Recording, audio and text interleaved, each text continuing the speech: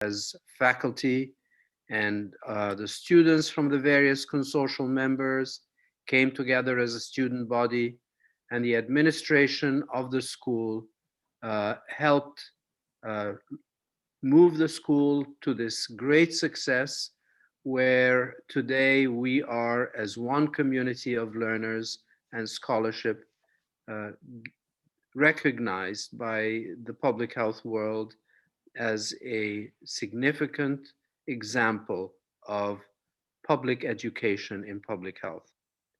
I'm very, very pleased that the second event in our series of events marking the fifth anniversary, we have chosen to highlight the achievements of some of our wonderful faculty, our students, and our alumni, especially at the end of this very challenging year, the COVID-19 response year, I will call it that, because COVID-19 was a risk to which we have responded as public health professionals do respond effectively to new and unexpected challenges in population health. Our faculty have contributed directly and indirectly to research, education, and influencing policy in a variety of ways that we will highlight today. The first of the three panels today will include Professor Dennis Nash, who is a distinguished professor of epidemiology and the executive director of the CUNY's Institute for Implementation Science in Population Health. Dennis has over 20 years of expertise in implementation science, and his research consistently generates new knowledge with clear programmatic and policy implications.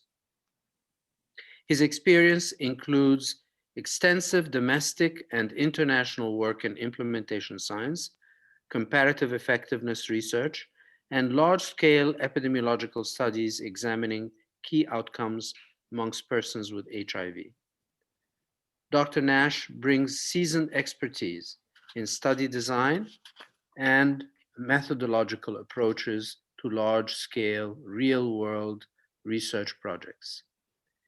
He has applied the long experience he has accumulated, recognized nationally and internationally in the HIV world, to the most recent challenges posed by COVID-19 pandemic, and he will be talking to us about that. The second of our first panel is our very dear Professor Bruce Lee, who also has over 20 years experience in industry and academia, developing mathematical and computational models to assist a wide range of decision makers in health and public health. Currently, he is a professor of health policy and management and also the director of the school newest center, CATCH, the Center for Advanced Technological and Communications in Health, as well as the executive director of PHICOR, Public Health Computational and Operational Research, which he founded in 2007. He has been the principal investigator for over $30 million worth of projects over the past 5 years alone, supported by a variety of organizations and agencies. His work has influenced science in a very wide array of topics, but also is recognized for his recent communications on his personal blog. And today, he will be talking about computational simulation modeling in response to COVID-19. We're also delighted to include Scott Ratson. He is our first distinguished lecturer at CUNY School of Public Health, bringing 3 decades of pioneering accomplishments domestically and globally in health communication, health literacy, and strategic diplomacy. He is the founding editor-in-chief of the Journal of Health Communications, International Perspectives, established in 1995. He currently serves on the National Academy of Science, the RAND Health Advisory Board, and is vice chair of the World Information Transfer, the United Nations accredited NGO. His experience has been in multiple sectors, including development of multi-sector approaches to reduce harmful drinking, restriction on tobacco, and promote women and children's health. He will discuss Project Convince under his leadership. Convince USA is a project focusing on vaccine hesitancy and expanding the acceptance of the COVID-19 vaccine nationally and globally. I'm very proud to be at the helm of the School of Public Health with distinguished academicians like the professors that are involved in panel 1. And I give the mic to my dear Dennis Nash.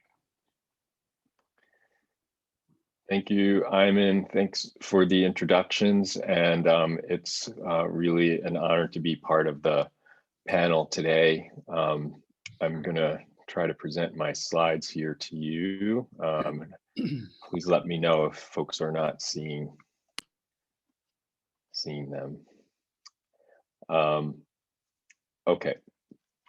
So I'm going to talk today about some of our recent findings in the Chasing COVID cohort study, and looking at factors that are associated with the incidence and also factors associated with recent seroconversion in our community-based prospective cohort study. The details are in our preprint, which is you can find on medRxiv. Give the link there. So epidemiologic risk factors for incident SARS-CoV-2 infection are really best characterized by prospective cohort studies, and this can complement case-based surveillance and cross-sectional seroprevalence studies, which we've seen more of. However, there's not that many prospective cohort studies that are community-based that include laboratory-based measures of infection as an outcome. And one recent systematic review showed there were only 18 such studies globally. Most of them focused on specialized populations such as healthcare workers or cruise ship passengers. None of them were community-based, and this is really why we set out very early on to set up a prospective cohort study in the US so that we could begin to characterize some of the risk factors and other impacts of this pandemic. Today, I'm going to talk about our work that describes risk factors for incident infection during a more recent phase of the pandemic, so from May 2020 to January 2021. And I'll also describe the uptake of public health strategies to control the onward spread of COVID among those with serologic evidence of prior infection. So the data I'll be presenting come from the Communities, Households, and SARS-CoV-2 Epidemiology of COVID cohort studies, also known as the Chasing COVID cohort study. The cohort study is a fully online national study of adults age 18 and older, and the early engagement of their time in our study was part of the eligibility criteria. And this is a schematic that shows the design and timeline of our study activities. Enrollment began in March of 2020 and concluded in July. Since then, several interviews have been conducted, shown by the blue circles, and the timing of specimen collection, which were dried blood spot specimens for serologic testing, are shown by the red dots here.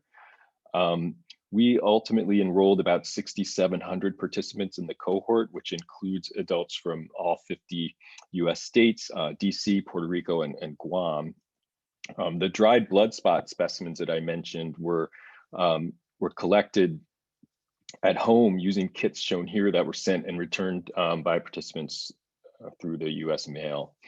The dried blood spot specimens were collected during May and August, the first wave of them, and then a subsequent specimen was collected between November and January of 2021.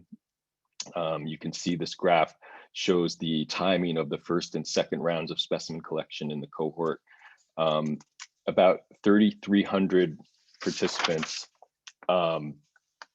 had actually provided specimens in the early phase here that were negative, and subsequently had a second specimen taken later on that we could look at to assess the rate of seroconversion in this population.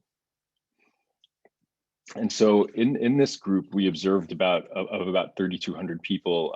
We observed 145 seroconversions in the 3,200 people who were seronegative in the first round of testing over about 1,500 person years. And that gave us an incidence rate of about 9.3 per 100 person years of follow-up. And you can see here this plot that shows the risk of seroconversion for different demographic factors.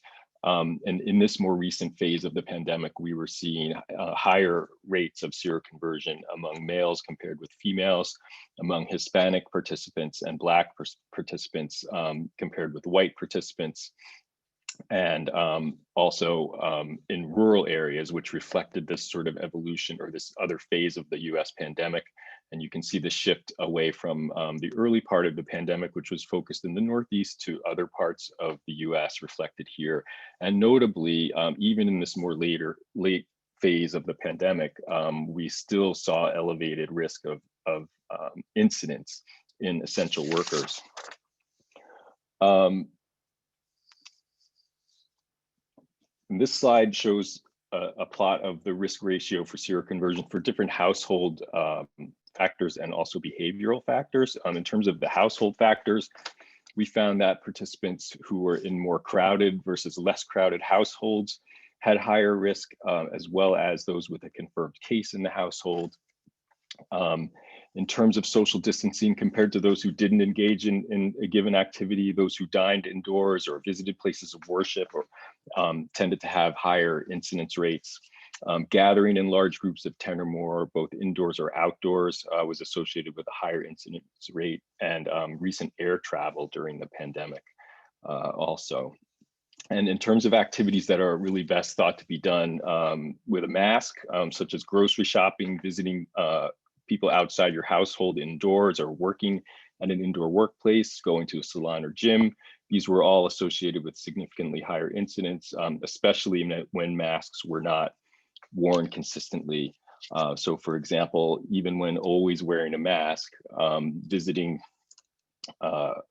indoors with people from another household was associated with a higher incidence, and this risk really increased progressively with less mask use.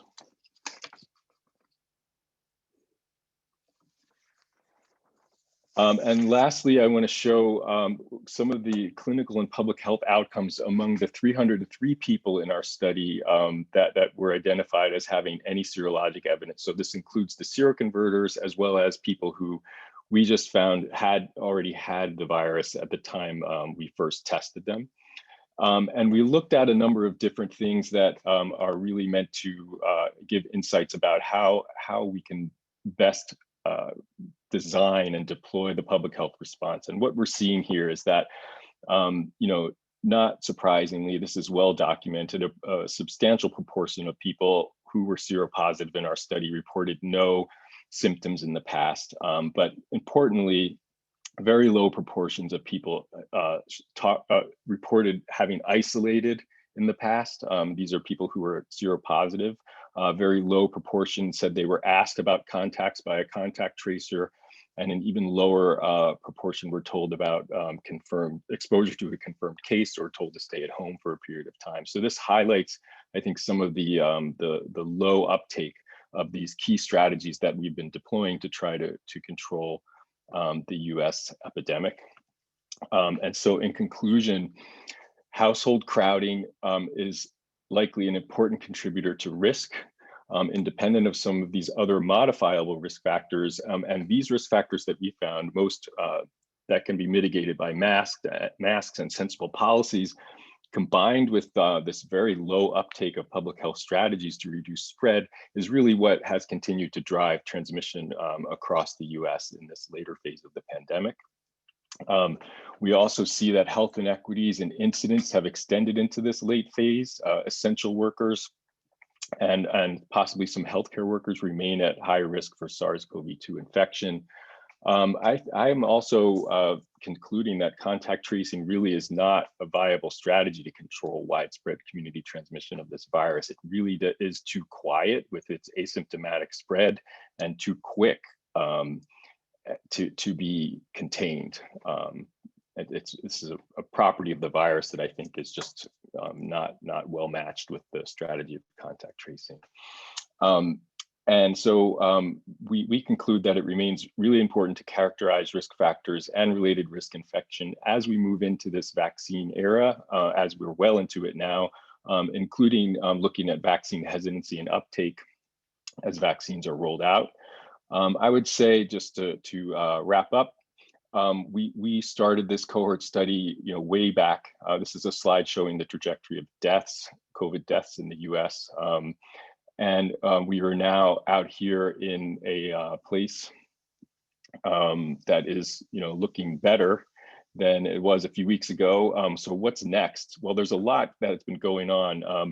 Of course, we're getting to new levels of vaccine coverage, but we also have, what many consider very premature lifting of strategies to control spread, community spread, at a time where we really need to focus on increasing vaccine coverage. Hopefully, vaccine hesitancy is beginning to fade in many places. We also have these new variants to contend with. Brazil is a very chilling example of some of the risks that we may be facing even here in New York. And we also have a very concerning outcome of many people who had COVID that are continuing to experience long-term, very debilitating sequelae. And many people think that this is, perhaps one of the biggest crises, health crises that we may face in years to come. So I'll just end here with some of our future plans, given all of this landscape. Where are we going from here? We have a number of plans. This is a chart just sort of showing some of the things that we've started to do in different phases of the pandemic. Going forward, we'll be looking at the extent to which there is seroprotection from natural infection as well as from vaccines. We'll be looking at antibody waning. We do have a number of people that have long haul COVID in our cohort that we're continuing to follow. And of course, we'll be looking at factors associated with vaccine hesitancy and uptake, and a number of our other things that we've been measuring regularly in our cohort, including mental health and alcohol and substance use, and employment and economic outcomes. So I'd like to end just by acknowledging everyone who made this work possible, with a special thanks to our cohort participants, but of course our Chasing COVID cohort team, our funders, and people at the SPH, such as Dean Elmohandas. So thank you very much. Thank you, Dennis. This is a very interesting presentation. I'm sure has stimulated many questions in our minds. We will keep the questions till the end of each of the three panels, and we will have plenty of time for discussion. But I'd like to invite Bruce. I remember in April, when people were predicting 200,000 deaths, I was stunned sitting in front of the television screen thinking, is that even possible? And I think that the COVID-19 has reminded us as to the significant role that computational simulation can play in us understanding and evaluating a situation like the one we are in today. So we, as the CUNY Graduate School of Public Health and Health Policy, are so proud to have amongst us an expert in the field. And Bruce is going to be talking to us today about the role of computational simulation modeling to respond to the COVID-19. Bruce, the floor is yours. Hey, thank you, Ivan. Thank you, everyone, for organizing this meeting, and thanks for having me speak. So I will, let's see, I'll try to share the screen. So let me make sure that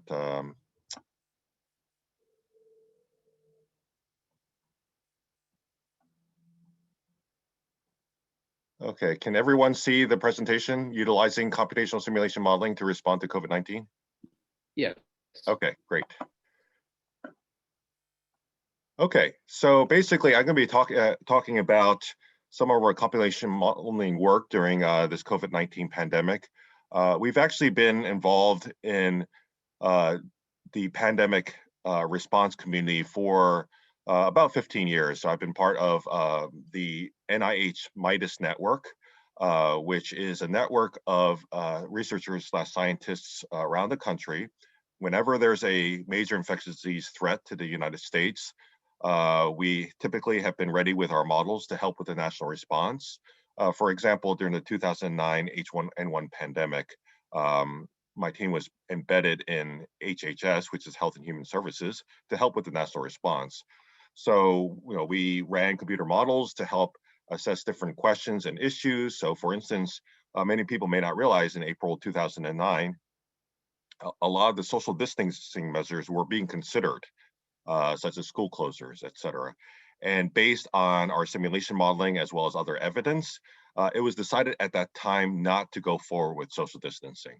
And that was in part because it was a variant of the flu, which is easier to handle because there was already a flu vaccine. And one of the goals was essentially to introduce this new strain into the flu vaccine for the fall. So the thought is that we didn't really need to go ahead with social distancing, which is interesting because if you think about it, a decade ago, we could have learned more as a society about these different types of approaches that we are learning about now. We've also helped with the Zika outbreak, as well as the Ebola outbreaks and other types of infectious disease threats.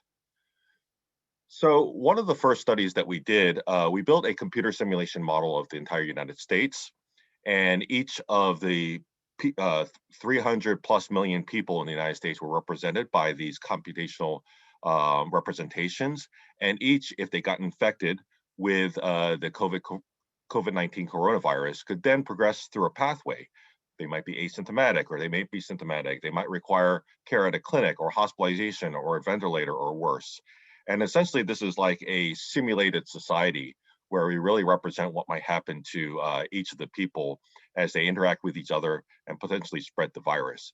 And this way, we could use the model to estimate what level of healthcare costs, as well as other types of costs, may be associated with a pandemic. Because around this time, there was a lot of talk about, well, the different types of measures like social distancing and temporarily closing businesses and schools would bring a lot of economic cost. And there were estimates out there, and that's certainly true. But we have to keep in mind that the pandemic itself, the virus itself, if left unchecked, brings costs as well. So that's the other side of the equation. So we have to remember that the key to economic recovery is actually through control of the virus. It's through public health measures. People like to separate public health and economics, but the two are very well integrated. And really, public health is the basis for us getting back to quote unquote normal.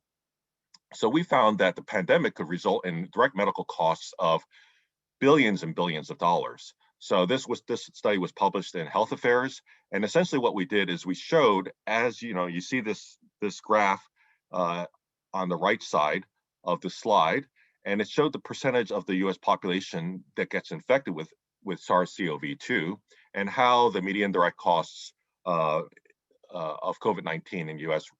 rise. So again, we're talking about billions and billions of dollars associated with this virus.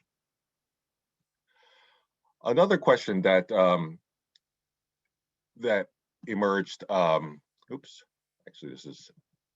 another issue that emerged early on in the pandemic was the shortage of personal protective equipment like N95 face masks.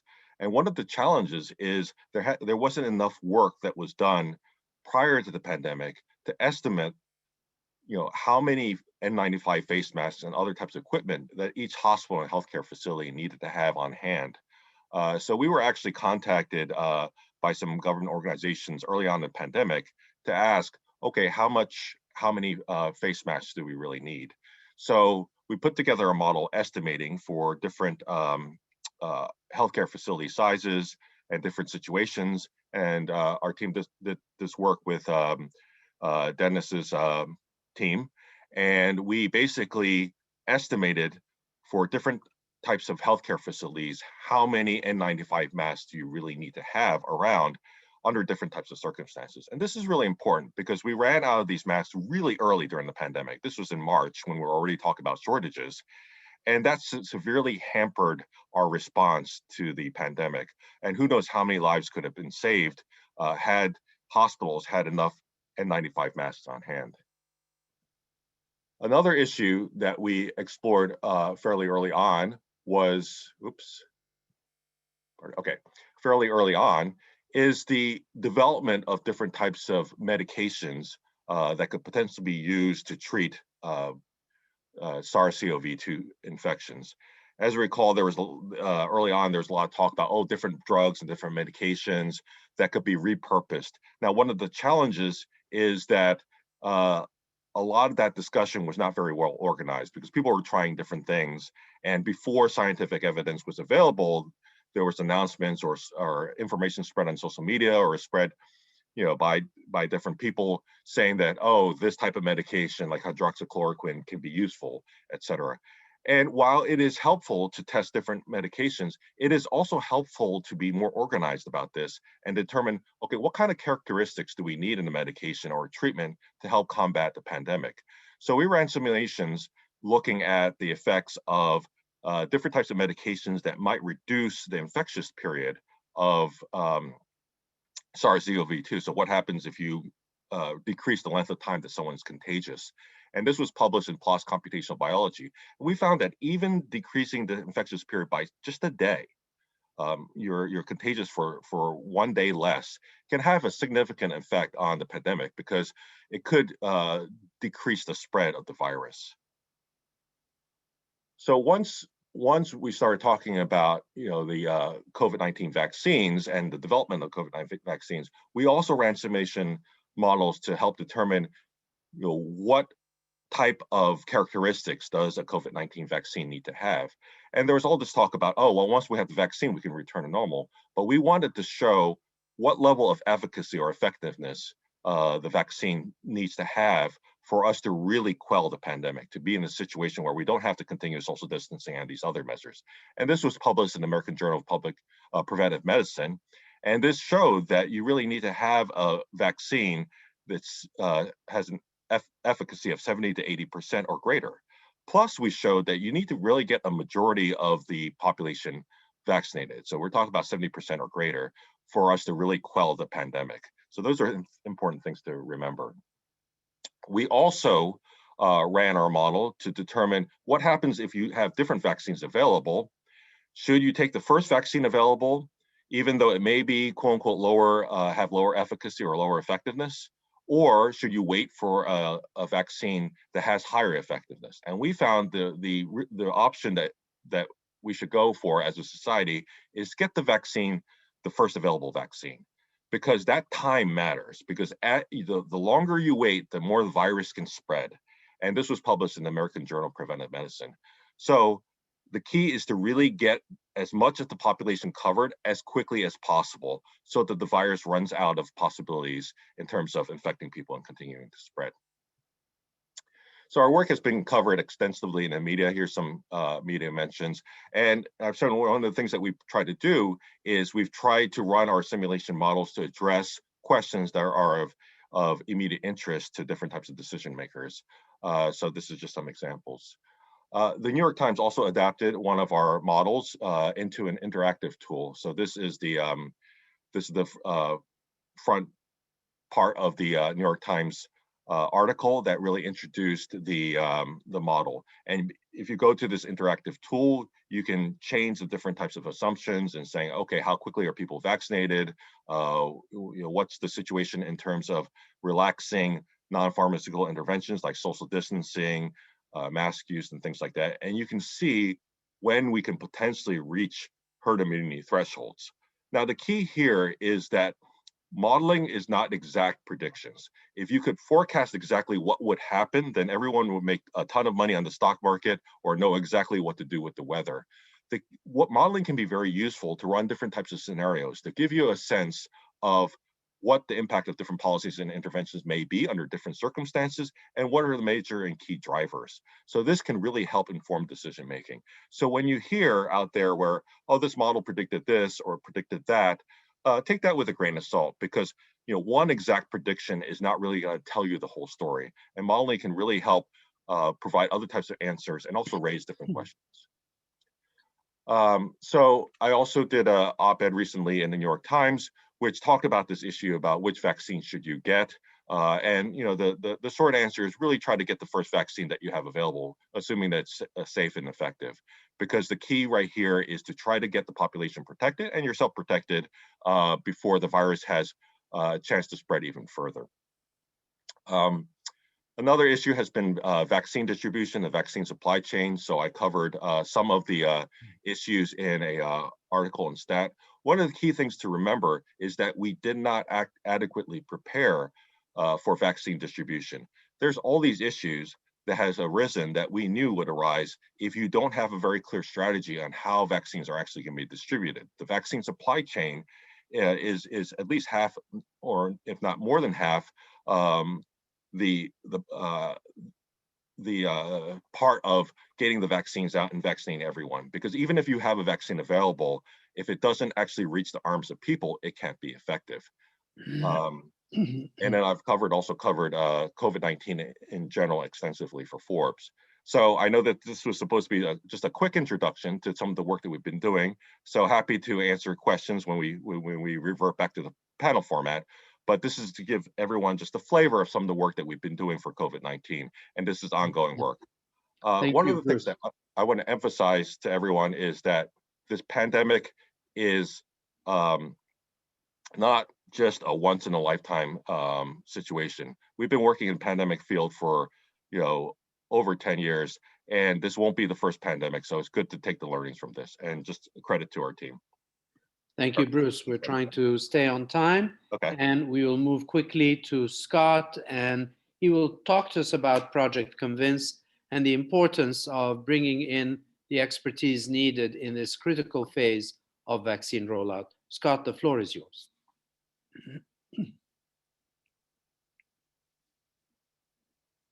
We see your presentation. Sorry, can you hear me okay? Yes, we can. Great, excellent. Well, thank you, Dean, and it's great to follow Bruce and Dennis. I'm going to try to go fairly quickly in the interest of time for some discussion, and I really appreciate the opportunity to be part of the faculty here and to advance areas related to health communication, and in particularly the challenges that we face with the COVID pandemic.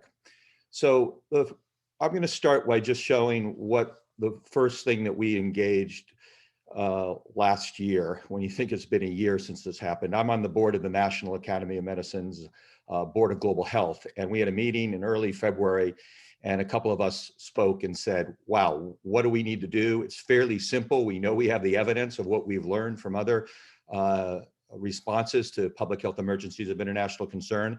And we published this article for an urgent call for coordinated, trusted sources to tell everyone what they need to know and do. Unfortunately, we don't believe that this has happened over the last year. And we've reprinted this article in its entirety, still calling for the need for a trusted source that would be a multi-sectoral, but led by medicine and science and evidence base. And just to mention that number 5 in there, this was the top 5 paper at the Academies last year. And both Larry Gostin and others have been working with us at CUNY on our broader efforts that I'll show subsequently. So we published this March 5th, and of course, we know what happened thereafter. It was around that time that we had 15 cases and a former president saying we'd be done in 15 days. But then we had Tony Fauci reminding that it would be a vaccine that would be a showstopper. And Dr. David Navarro, who spoke at our grand rounds at CUNY that same month in April, also reminded that this was going to be a virus that will stalk us for quite a long time to come until we have a vaccine that will protect us all. So we began focusing on vaccines, and I had some history before joining CUNY. My first one, I was at USAID. I wrote an article with John Clements on just the confusion around measles, mumps, and rubella vaccine. And since that time, all the way up to year 2019, writing that we needed more federal government leadership in terms of vaccination, as we had challenges with the states, and then subsequently the other article. Here at CUNY, though, we began gathering evidence very quickly, and fortunately, I'd like to recognize the support of the Dean and the School of Public Health. We began doing both local surveys and global surveys. Our global survey that was published in Nature Medicine has been one of the top articles there that continues to generate interest. Our 13,000 data set of general population has a number of different aspects that we've been able to look at. Also mention that we're not just looking at the data, but as the Dean introduced, we've translating this into action that I'll speak subsequently about as well. This was just the top to show that of the 19 countries that were surveyed, it was clear that people were not trusting of government, and shall we say the strength of the response. This was the first one that was published in PLOS1, but this was the one that this one question that we asked really began to show the challenge that we would face with vaccination. And the question was very simple: if a COVID-19 vaccine is proven safe and effective and is available, I will take it. And you can see the United States is about 75%. That's there. That has historically been pretty close, but in the national polls, it continues to wane or you might say strengthen the 75%, because some of our surveys in New York also have shown it in the 50s and even lower at other times. But nonetheless, this is a global issue, and countries such as France and Poland, Russia, this is very consonant with global surveys that continue to be done in the space. So we have not made much progress. And what does that mean?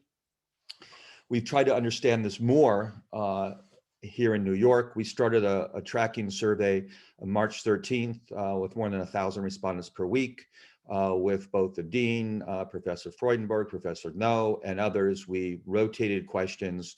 We've tracked both mental health, food security, housing, and other areas, and we've continued to show the challenges, if I could say that, and the disparities in the response with COVID, and we're applied that into some of the action that I will begin to speak about. So it was clear that all of this was going on. The vaccine information war had continued. This gave a lot of fodder for vaccine deniers and the QAnon movement and others. And nonetheless, the Lancet and the others were reminding us that we need to prepare for the vaccine, much of what we knew. So we convened a group, about 3 or 4 different roundtables. And this was where it coalesced, as you see, our School of Public Health logo amongst London School and others at the United Nations High-Level Political Forum. And we coined the term CONVINCE, which is COVID New Vaccine Information, Communication, and Engagement. And the goal was really to not only create a dialogue, but then to figure out what are activities that could be done to begin to address the whole vaccine confidence challenge. So we launched this with the 3 institutions and others, and came up with a mission that is clear on the importance of communication, information, and engagement. We envisioned this society which accepts and trusts vaccines, and we began thinking about a resource database of gathering all of the information. You can see the media listening and communication analysis has been done systematically by Heidi Larson at the London School of Hygiene and Tropical Medicine's Vaccine Confidence Project. We've been engaged with the business sector, with the United States Council for International Business on multi-sectoral engagement and message and creative implementation. BBC Media Action, Translators Without Borders, and others are helping on this effort.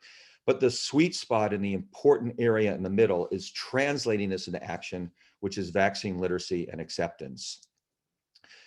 Just to show that we developed Convince USA then here at CUNY, there are other efforts underway in Alberta, National University in Singapore, and Nigeria, and others.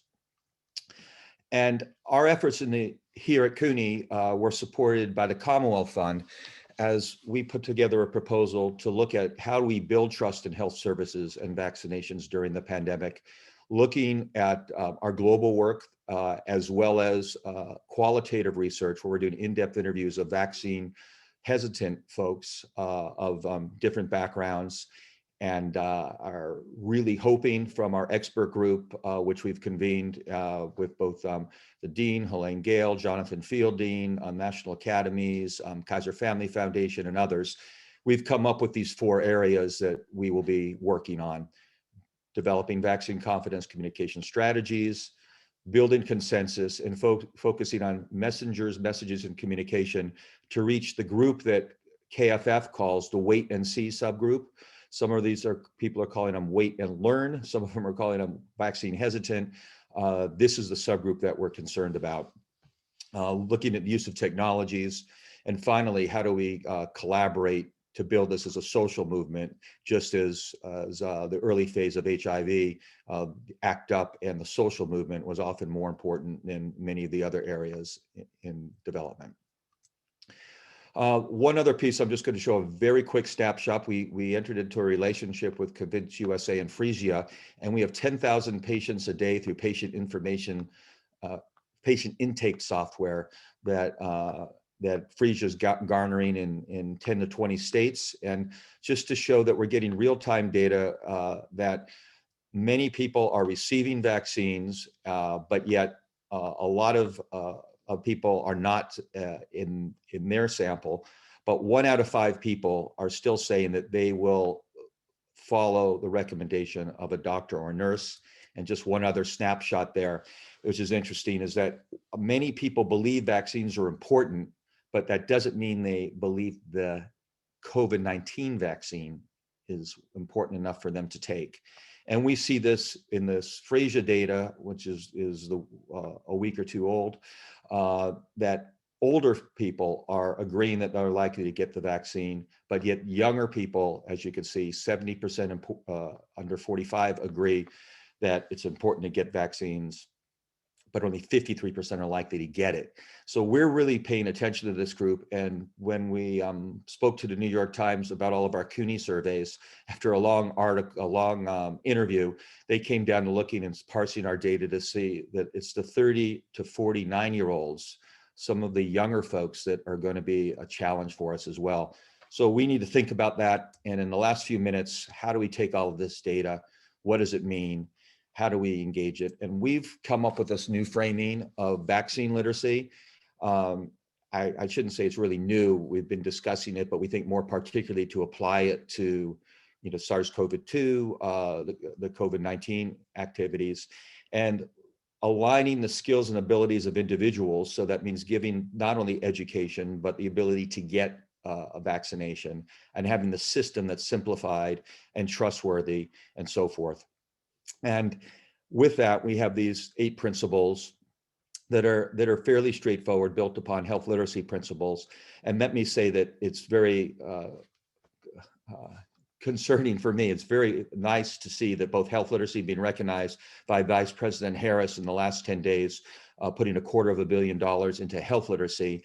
And I made a similar presentation that I just gave here today to the Health and Human Services National Vaccine Advisory Committee on vaccine confidence in January. And I'm happy to say also that vaccine confidence has made its way into the stimulus package with $1 billion that will be allocated going forward. Our hope is that vaccine literacy is part of that. And we've been putting this out. Also mention that we've got a great team here. I'll show later the names, but Lauren Rao and Hannah Lathan, 2 of our students, have put together a select bibliography of actions to promote vaccine literacy. And with the National Library of Medicine librarian, we actually put this whole bibliography together, and it's live at vaccineliteracy.org. And it's meant to be a living document, not only for CUNY students, but all of public health. And last 2 slides. We have a real challenge to reach community immunity. That's what herd immunity. I like to use community immunity. And just to quote what Fauci has said, we need to be efficient in phase 1. And this is the critical issue. If we can convince the overwhelming majority of the US population to take the vaccine when we get through April, May, and June, we could likely get most everybody and anybody who can get vaccinated to be vaccinated. And we see where we are in March. And I put together sort of a slide that would say where we are right now to get to this 80% herd immunity that we need. We are somewhere in this enthusiastic category where we don't have enough supply, and we have the health and science believers. We need the slope of this to go as much as possible to get to the 60%, which is pretty close to where the national surveys have been saying that we have everybody who's enthusiastic and ready to be vaccinated now. But then we have the wait and sees. And if the Fauci slope is not as high as it could be, we won't reach herd immunity. And we're going to get to this challenge that this can wane for quite some time. So we're hopeful we can do that. We published a journal of the special issue of the Journal of Health Communication, just went online, free access this week. These are just 6 of the articles, for example, including our broad 19 country survey, but vaccination intentions amongst Black Americans from Bob Hornick and the team at Annenberg at University of Pennsylvania. U.S. Government had put together what their new communication strategy would be generally, a group from Hopkins on trust, and others, including the work with Ruth Parker I did at Emory on vaccine literacy. So with that, we're coming to the end of your presentation. Sorry to interrupt. Nope, it's perfect. We're running out of time. This is exactly where I was. Okay. Thank you. You're welcome. Okay, I'll take this is a time that we have for some questions, which you could put on the chat. I'm not seeing any yet, so I will start by asking Bruce. I was intrigued by your comment on 70 to 80% efficacy required to reach herd immunity versus take the vaccine that's available to you, with some saying that their efficacy may be below that. What are your thoughts on this contradiction? Yeah, so the 70-80% efficacy target was more for what vaccine efficacy is needed to quell the pandemic to the point where we can completely relax all the social distancing measures and completely return to normal. Because one of the dialogues last year was, oh, once we get the vaccine, we can return to normal. We have to keep in mind that even if you get vaccinated right now, you still need to maintain like face mask use and social distancing for a while until the virus itself also ceases to spread. So I think that the two differences are, if you want to immediately return to normal, the vaccine efficacy has to be at a certain level. But that doesn't mean that a vaccine with lower effectiveness isn't helpful. It will be helpful in curbing the spread of the virus. It will be helpful in preventing you from getting COVID-19 and you from getting hospitalized. So that was really the question last year. Thank you, Bruce. There is a question, and I don't know if Dennis will be able to answer that, but I have a question from David. Is new infection more common amongst current smokers? And I don't know if you asked about other behaviors on your research, and I'm not sure that we address smoking per se. Do you know anything about that? We did ask about it, and it didn't emerge as a risk factor for infection, but we do, and vaping as well. We do know that it is associated with more severe COVID outcomes given an infection, though. So a follow-up to that question, I was going to ask you about clustering of these seroconversions. How wide is that clustering, and have you looked at it? Zip code, neighborhood? How easy is it to analyze that? Well, I didn't show it, but we have we can map them, and we have seen seroconversions and infections in most of the states where we're working. So it's not something that's clustered in specific areas or hotspots. But of course, we see higher rates in places where we saw ramping up of transmission when we were taking our samples, right? So between May and January, we saw higher incidence in some of those hotspots in the Midwest and in the South and in rural areas. It was very interesting, this particular finding in rural areas. One would assume that in urban areas with higher density and public transportation and so on, that would represent the higher seroconversion. But your finding is really very intriguing and relates to the underlying importance of preventive measures, perhaps, and maybe a culture of prevention. What would you tell us about that?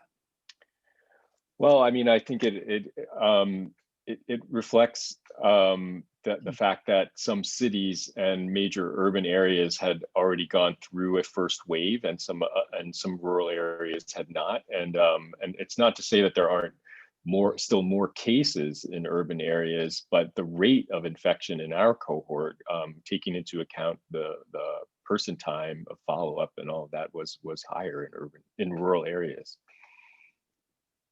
Holly Reid, to everyone, do you feel that universities such as CUNY can safely reopen? The question of the hour,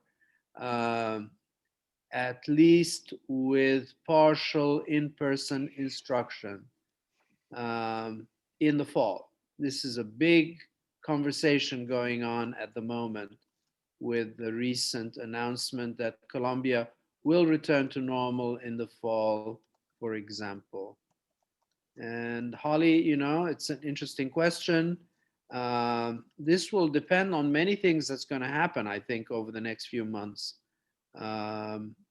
One is perhaps the rate at which faculty, staff, and students will be able to get the vaccine. We know that May 1st, perhaps it will be open to everybody, but we hope that more of us will have access. So that's a question that will not be immediately apparent, but it will be dependent on access to the vaccine. And the other is going to be the facility for testing. They are two wings of the same situation, and obviously testing is not an inexpensive venture. So all of these things are being looked at the current moment.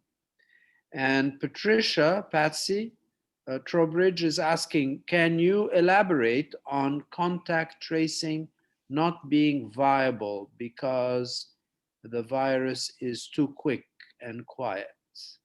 Is there a place where it is working? Thank you. Yeah, let me just clarify. I do think that there's a time and a place for contact tracing. I think, in congregate settings and in schools, for example, where there are known and controlled exposures. But I think what we've learned about the virus is that there's a very common asymptomatic period, or there's a lot of people are asymptomatic and can possibly spread. There's a pre-symptomatic period for those that develop symptoms that is, an opportunity for silent spread. And so this means that people can't really come to the attention of contact tracers soon enough for there to be action on a large scale. And my feeling is that for widespread community transmission, the contact tracing strategy is just not a good match for the pathogen, but it certainly has its place for controlling spread in other settings like nursing homes and schools and whatnot. Thank you, Dennis. A last very quick question to Scott, if you don't mind. What do you think is going to happen in the next few months, especially with middle income and lower income countries, in terms of availability of the vaccine? As you know, in a pandemic, we want the whole world to be vaccinated, not just the industrialized and rich countries. And that is a big question, both from vaccine acceptance, but also from a policy perspective. What are your thoughts on that? Well, thanks for the question. We had a Convince Africa meeting, which included Tedros and the African CDC, and their goal is to have 60% of Africa vaccinated by the end of 2023. Now, right now, there's only 2 countries that even have any vaccines. So I think that it's going to be a challenge there. Secondly, I think we need to pay attention to the new vaccine diplomacy with this quad group with US, Australia, Japan, and India getting together, which is hopefully going to build some capacity with India to develop vaccines. And I think we have big challenges just on supply at this point, and notwithstanding, unfortunately, some of the trust issues that may be with the AstraZeneca vaccine right now that's hampering the European distribution. So in short, I would like to be more hopeful. I'm much more hopeful in the United States with President Biden and the administration here. If we could demonstrate by the end of the third quarter and have some other policy mechanisms to get schools reopened and universities and so forth, I think we'll be in a good place. But to answer your question, I'm not hopeful that we will be out of this by the end of next year around the world. So we're probably looking at 2023, the best case scenario. Obviously, your presentations have generated a lot of interest, guys. So we have a lot of questions on the chat. If you give it a look and perhaps either respond immediately or respond to the questions at a later time, I'd like to move to the next panel. And before the next panel, I'd like to remind you that our final presentation will be COVID-19 New Challenges and Dimensions in New York City, where we invite our Health Commissioner, Dr. Dave Shokshi. I would like for as many of us to be there on March 25th at 4 p.m. And now we move to the second panel. The second panel today includes Professor Nick, known to us, Freudenberg, our distinguished professor of public health. Throughout his more than 40 years at CUNY, Nick has demonstrated his deep commitment to public health scholarship, community service, and policy advocacy. He's helped to create and lead 5 centers and institutes at CUNY and has worked with community organizations, city agencies, and others to develop implementation evaluation programs and policies. He is the author of several books, including his new book, At What Cost? Modern Capitalism and the Future of Health. We just had a book launch recently at the school that was widely attended and was a great success. The second panelist will be Vicky No, who is an associate professor of community health and social sciences at our school, and she is the director of the Center for Innovation in Mental Health. Her research as a clinical psychologist focuses on task shifting in mental health care and development of implementation strategies to increase access to the quality of mental health services in global low resource settings. And I would say that Vicky has participated very actively in the polling of New Yorkers over the course of the pandemic and has kept an eye on the impact of the pandemic on mental health in our community. So Nick will be talking about an aspect of the pandemic, which is very significant, food insecurity. And Vicky will be talking about mental health in New York City during the pandemic. And the third panelist is our dear Meredith Manzi, who is the assistant professor in the Department of Community Health and Social Sciences. Her mixed method research focuses on the expansion of reproductive health services in primary care, as well as rethinking how and why we measure pregnancy intentions for research and clinical purposes. And the topic of her presentation today is pregnancy and family planning before and during COVID-19, the New York State CAP study. I'm really very, very proud of this second panel and the diversity of their interests, and I know that the audience can't wait to hear you. So can we first start, please, with Nick's presentation? Nick, are you there? I am. Hello, everybody. It's a pleasure to be here.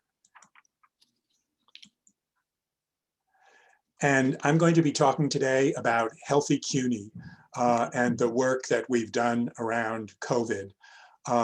Healthy CUNY is a university-wide initiative sponsored by the CUNY School of Public Health and the Office of Student Affairs at CUNY, and many faculty at the School of Public Health and students have been in our work. And I particularly want to talk about a guide that we've produced based on a survey that we did. The guide is called Surviving and Thriving at CUNY, and I will be sharing the link with it as well. And I'm happy to send these slides to anyone who is interested in more details. So Healthy CUNY was founded in 2006, and our goal is to assure that all of CUNY's 270,000 plus students achieve their full academic and health potential. And we foresee a CUNY where every student who enters gets the help they need to achieve their full educational potential, and they graduate with better health and prospects for a better life than when they came in. We hope to make CUNY an incubator of health equity for New York City. In April 2020, with colleagues in the School of Public Health and with a group of students, we designed and carried out, with the support of the CUNY Office of Institutional Research, a survey of a representative sample of CUNY students. We contacted 10,000 students, about almost 3,000 chose to answer, and we were able to use about 70% of those responses because they had complete information. So our response rate was about 23%. And we then weighted it to be able to apply it to CUNY, the entire CUNY population of 270,000 students. So I wanted to briefly summarize some of the things we found. First, almost 3 in 5 students said that their ability to do schoolwork as a result of the pandemic decreased. And let's look at some of the reasons why that ability decreased. You can see it had to do with emotional and mental health. It had to do with changes in household and family responsibilities. It had to do with the challenges of online learning, changes in work, and so on. I think this emphasized to us that the life experiences of CUNY students are integrally important to their success. And if, as a university, we want to succeed in our goals of graduating students and preparing them for life, we also need to look at their life circumstances. And that message was highlighted by the COVID pandemic. And one of the characteristics of our survey is that we offered students an opportunity to provide open-ended answers, to tell us stories as well as to answer. And we were astonished. I've been doing surveys of CUNY students for more than 10 years, that in this survey, more than 1,000 students chose to tell us stories about how the pandemic had influenced their lives. And you see some of these quotes here.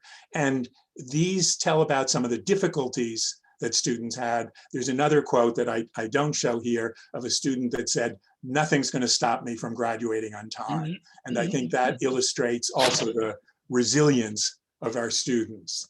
This is troubling, that more than half of the students, sorry about the arithmetic there, it's 45%, don't know when or expect that they'll graduate later than expected.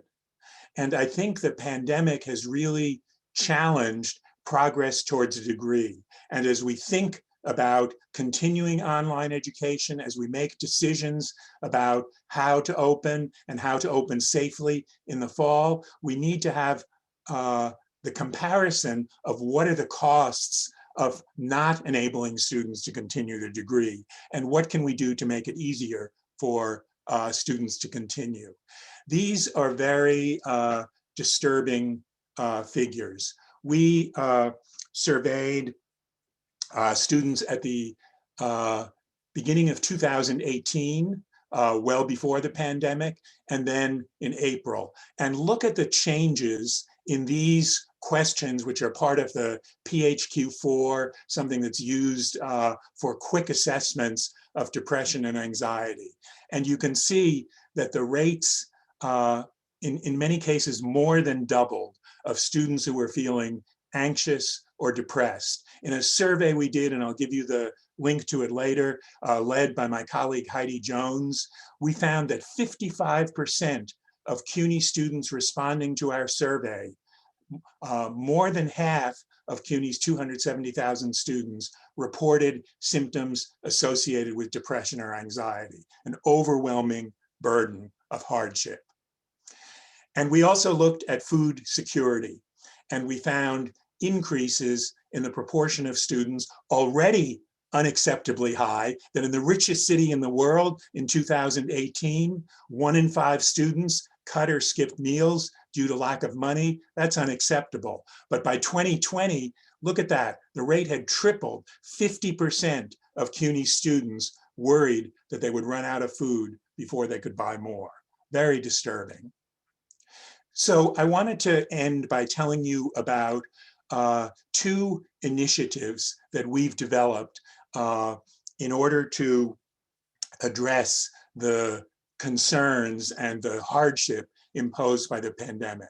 The first, a group of School of Public Health faculty and 8 of our students. And I think another goal of Healthy CUNY is to involve CUNY students in doing the research, in collecting the data, and presenting it back to their students. And Surviving and Thriving at CUNY, a guide we've distributed online to students. You can see the link down there. I hope you'll copy that link and send it to your students and colleagues and peers and friends.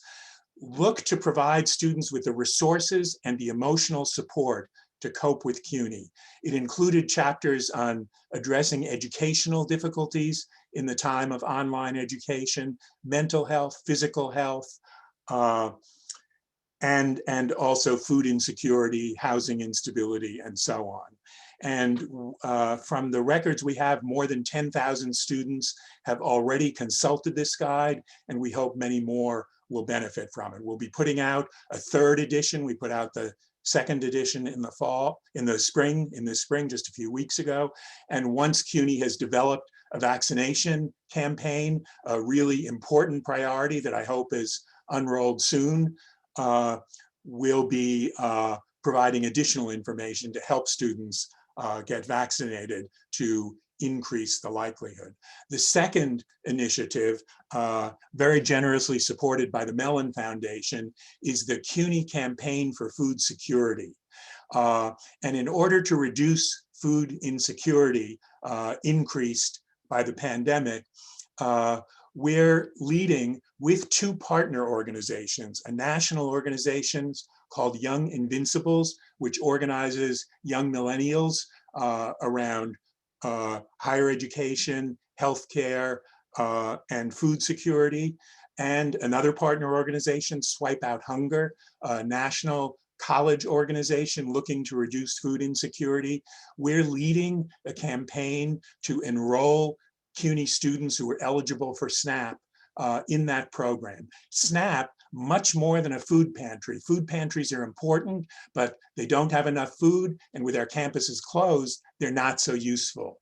Enrolling a student who's eligible for SNAP in SNAP will provide them with $100 to $200 a month that will enable them to get more food and have more resources for tuition, books, and everything else. We estimate that as a result of changes in city and state policies, that about 70,000 CUNY students are newly eligible for SNAP. And with the food security advocates trained by Healthy CUNY on 6 campuses, and the navigators trained by Swipe Out Hunger, and the Justice Fellows trained by Young Invincibles, we're hoping to increase by 50% the eligible students at CUNY enrolled in SNAP, part of our 5-year plan to end food insecurity at CUNY. And I include some links here for more information, my email address, and the link to the paper by Heidi and my other colleagues. The Zoom you see here is the group of students and faculty who wrote the guide. With 8 students, we met every week from May to September to produce this guide. Thank you very much, and I look forward to your questions. Thank you so much, Nick, for this information, which is really valuable. We will reserve the questions till the end of the panel, as we have done with the first panel. And we move now to our dear Professor Vicky No, who's going to be sharing with us her information on the effect of the COVID-19 on the mental health of New Yorkers. And we are really excited about this presentation and are really eager to know what she has to share with us. Thank you, Dean. Can you all see my slides? Is it showing? Yes. Great. So I will be talking a little bit about the impact of COVID on mental health based on the weekly tracking that we did, as well as expanding a little bit on the Healthy CUNY data. And then I'll end with a description of an initiative that we're going to be launching called Harlem Strong. So as you all know, we've been tracking COVID and the impact of COVID for many weeks now. And between March and June of 2020, we collected data on mental health for week 2, week 3, week 4, 6, 8, and 16. And across the board, we found really high rates of mental health distress, especially in the early months of the pandemic. You'll see here the rates range between 35% to 44%. For depression and anxiety in the month of April.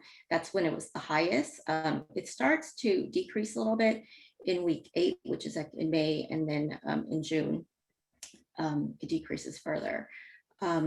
Hopelessness is also very high. We collected that data in April up until May, and that was in the 60 percentile, so very high. Another thing that was very concerning is that despite this high number, we only had 8% reporting that they utilized free mental health resources offered by the city and the state. And there seems to be quite a bit of promotion of like Thrive NYC, Thrive NYC Wells, and other state resources like call lines and things like that. And it's not reaching the population. Then in between September and January, we continued looking at mental health. We collected data in month 8, month 10, and month 12.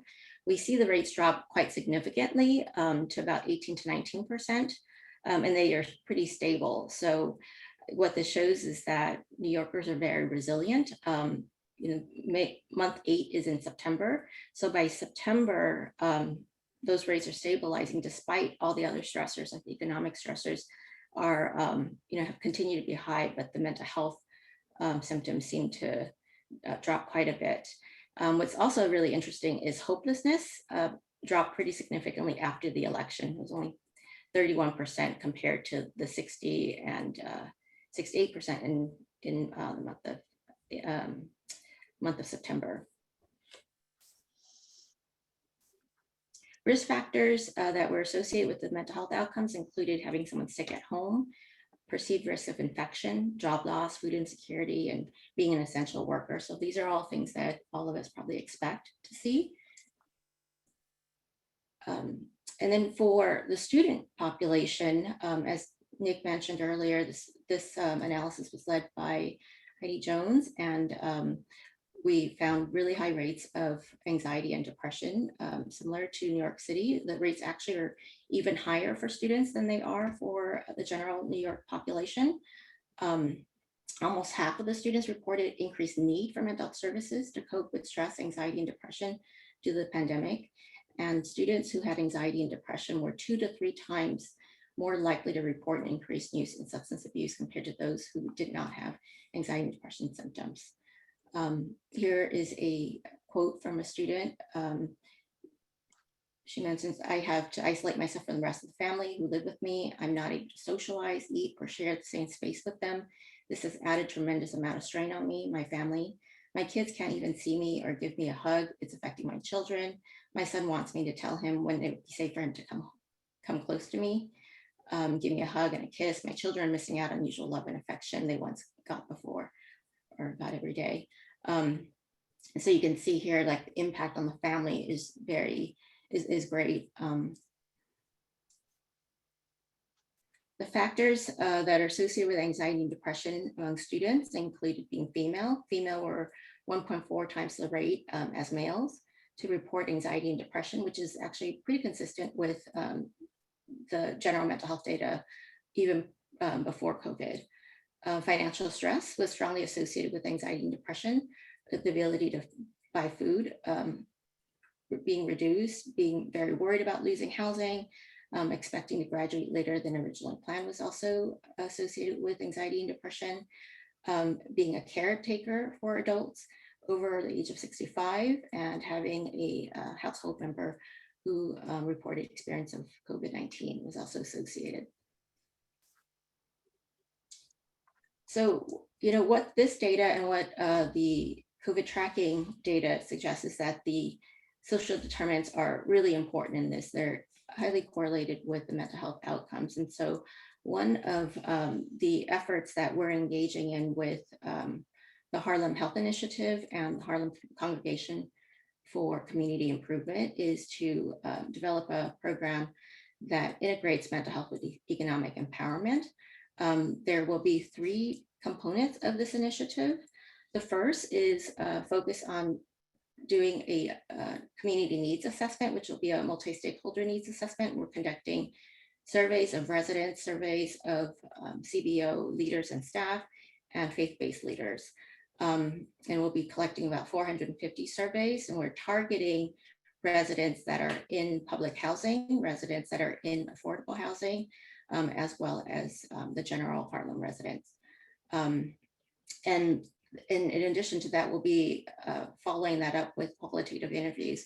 We launched the survey last week, and we already have over 50 responses in a day. So I think there's a lot of interest in the community needs assessment. We're really excited to get that data. And based on the data that we get from that will help inform the development of the community-based solution.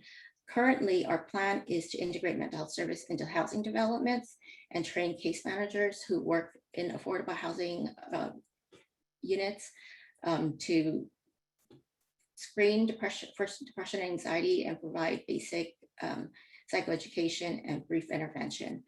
So basically, it's a task shifting intervention where we will be supporting them to implement basic levels of mental health care, and we'll be creating a supervision structure that will involve mental health organizations as well. And included in that effort will be a learning collaborative that will extend beyond the housing development into churches as well as CBOs, and we'll be developing a network that will be part of it and creating a community learning process to share resources related to mental health and economic empowerment, as well as to increase partnerships so that referrals can happen across the different organizations. And so we're really excited about this. We'll be launching the survey and finishing up the survey in the spring, and hopefully in summer we can start planning for the intervention. With that, I will end there and see if there's any questions.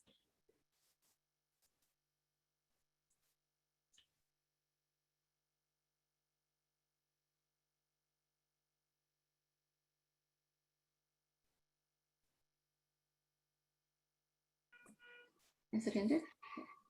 I mean, you're muted. I'm muted? Forgive me, I was muted.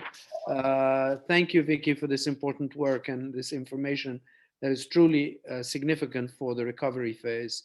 And before introducing Meredith, I'd like to make sure that you tell your colleagues and your friends and your students that these various events are recorded and will be on our website. So those of us that were not able to participate can view the recordings on the website.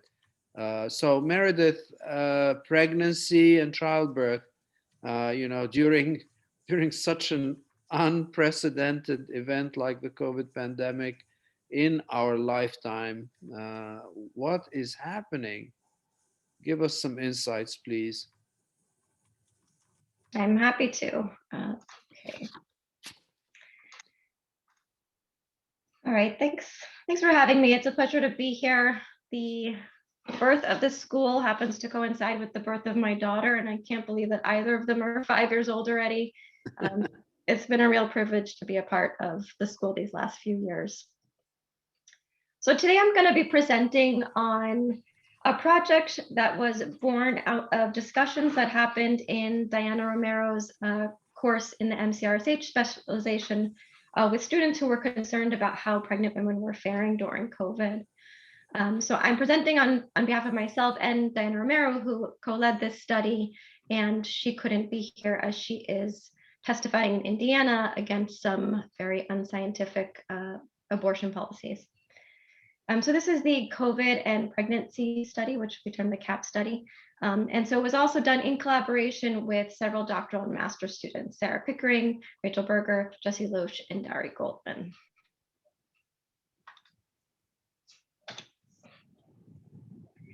So we were interested in getting at least a broad sense of the experiences that women who were pregnant during early COVID period were having compared to women who were not.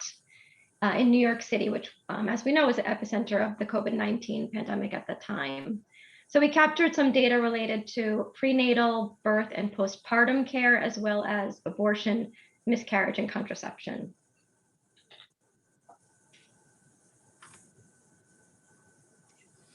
So we conducted a web-based survey using a Qualtrics panel in the summer of 2020, sampling those who identified as female or transgender male, here referred to as women, were 18 to 44 years and lived in New York State. And we sampled proportionate to the New York State population across 5 aggregated regions, which included all 62 counties, the racial ethnic distribution, and age.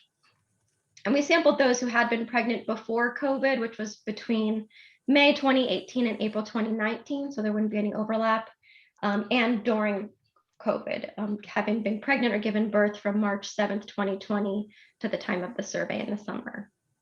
And we also sampled those who had been considering a pregnancy in 2020.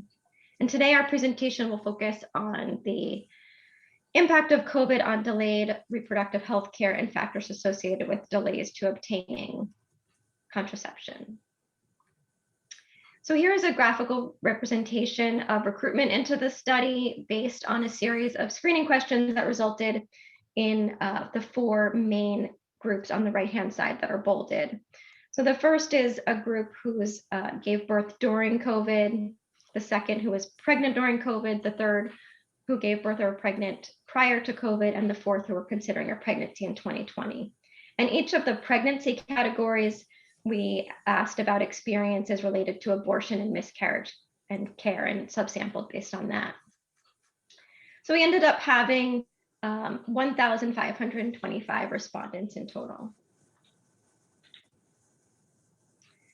The next 2 slides that I'll present are just a snapshot of some of our findings, specifically our analyses on delays associated with reproductive health care by whether a woman experienced it during or prior to COVID. So we asked respondents if they experienced delays accessing care. If they were pregnant during COVID, we included an option for that. And if they were pregnant prior to COVID, they could indicate the reason for the delay. So this slide summarizes delays to obtaining prenatal and postpartum care.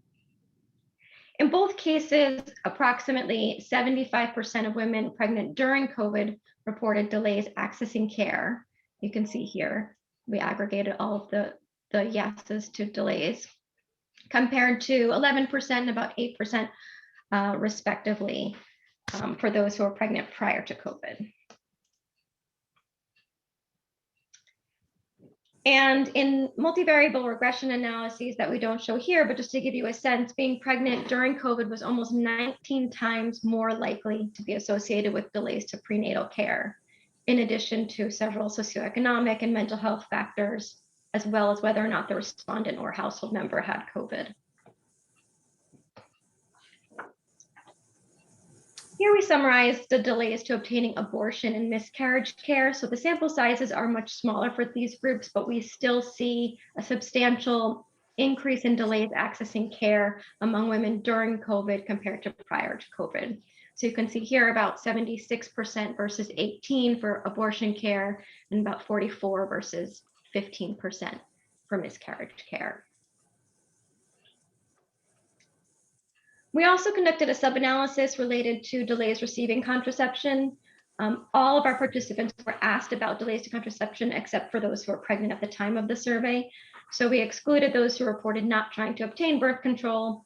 And of the remaining 953, about 39% reported COVID as at least one reason for delays to birth control.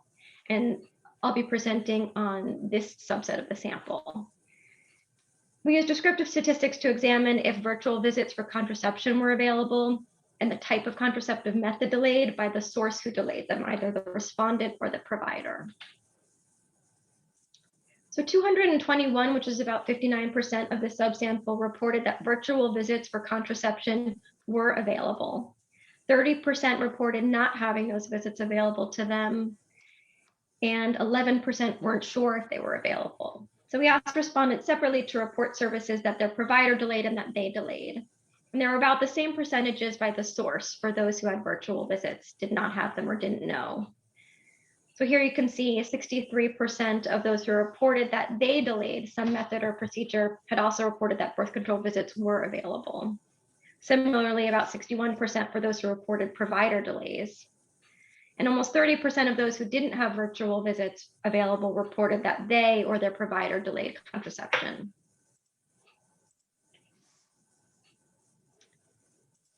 Finally, many respondents checked multiple methods that were delayed by the provider, indicating that they were likely reporting on all services that they knew of were delayed, but may not be specific to them. The question that asked about methods that they delayed is likely a better indicator of the delay experienced by the respondents themselves. So here we present both.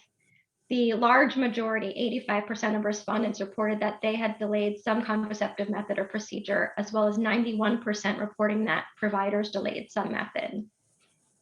So here you can see 42% of those who reported some delay on their part said that it was for a new prescription for the pill, patch, or ring, followed by 28% for refills of those. And there was a similar distribution for those who reported provider delays, except here we see 40% reported delays to refills, which is concerning given that they're presumably the easiest contraceptive service to provide virtually.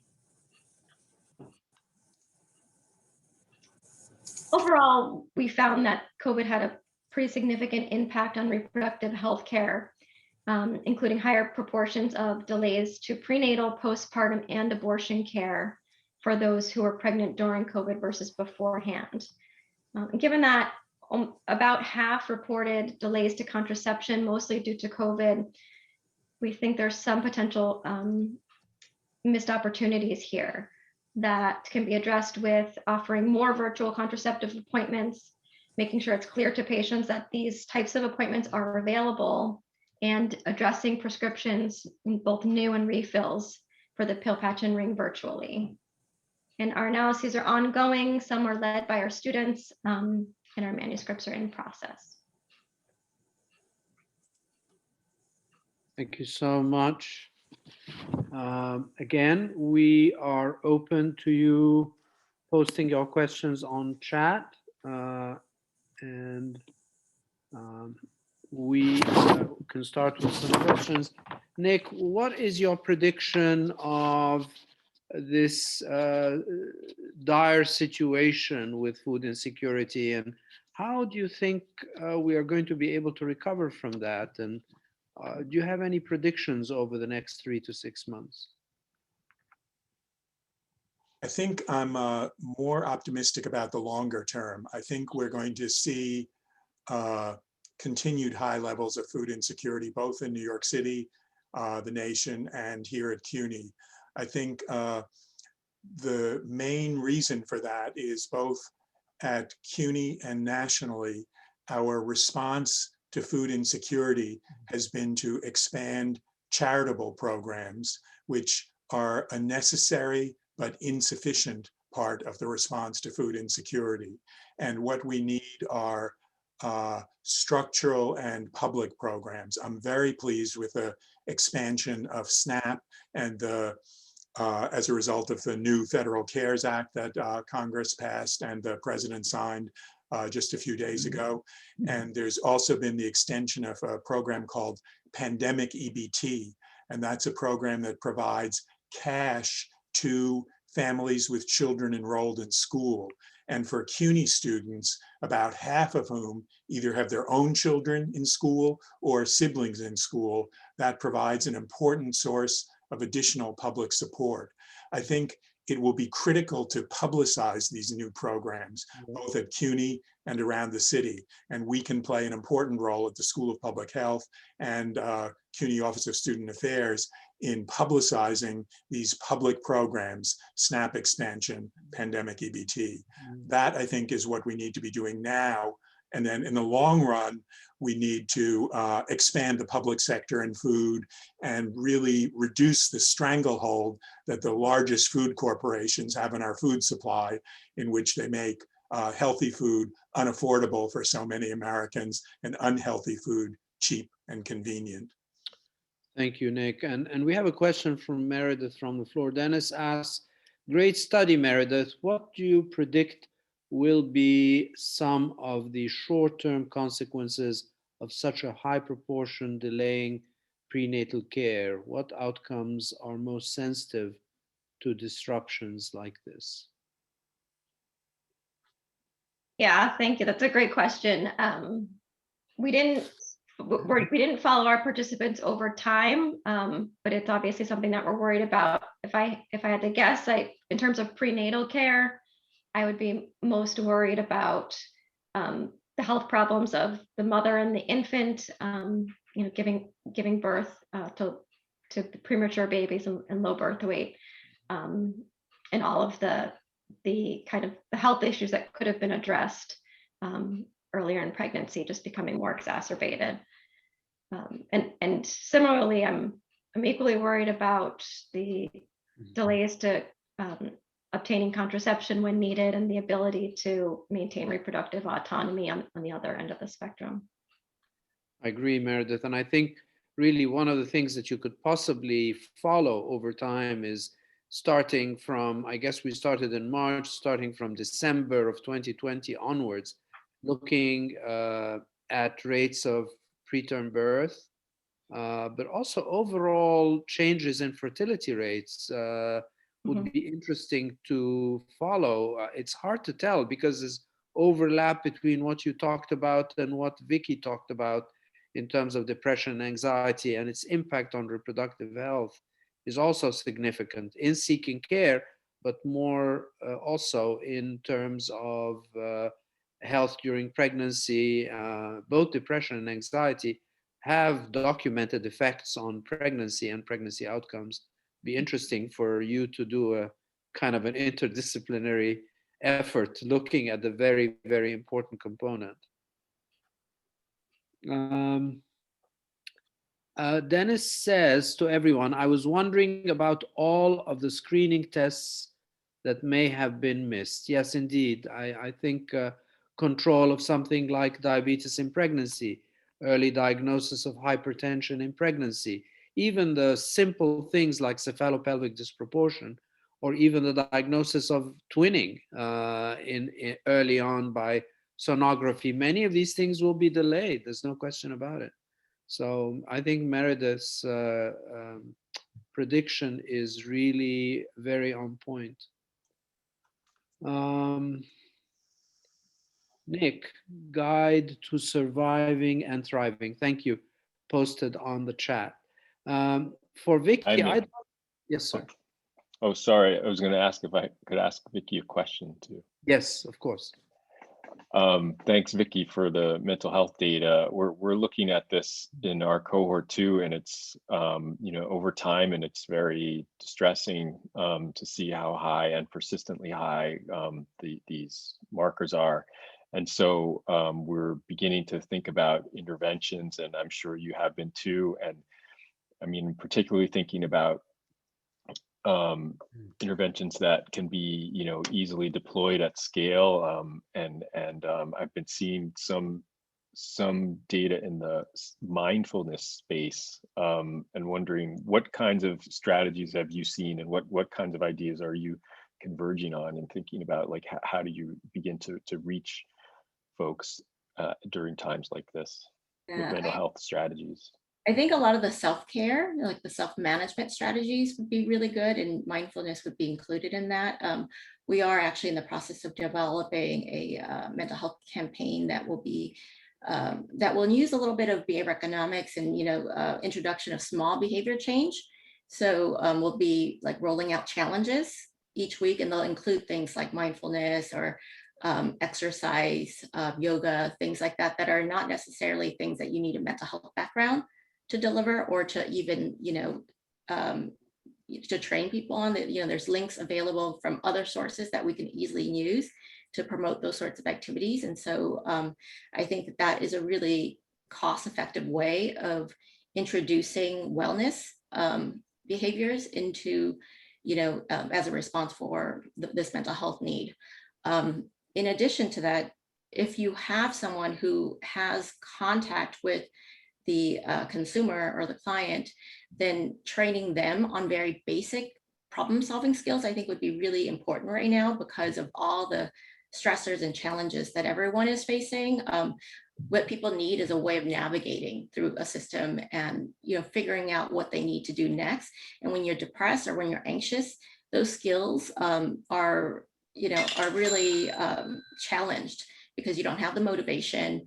You get confused, concentration is really hard, you're probably not getting sleep. I mean, there's all these other things that are happening that make it very difficult to take a step towards something that you might be able to do if you weren't depressed or anxious.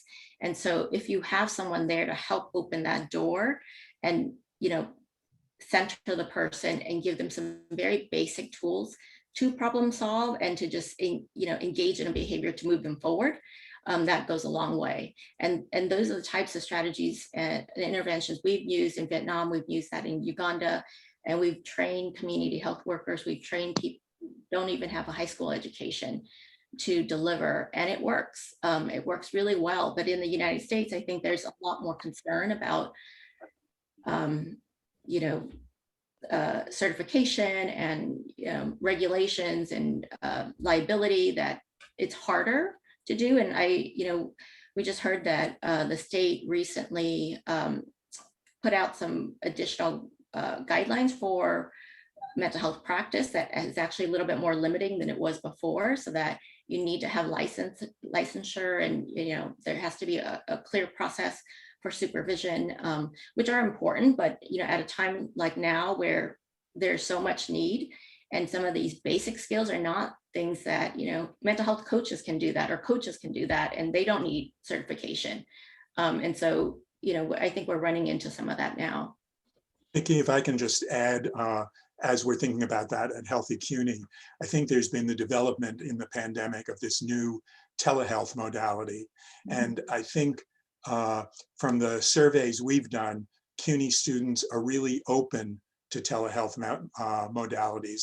What they like about it is that it's accessible 24/7, many of them. What they like about it is it's the guarantees of confidentiality and anonymity, and particularly concerns about using mental health services on campus.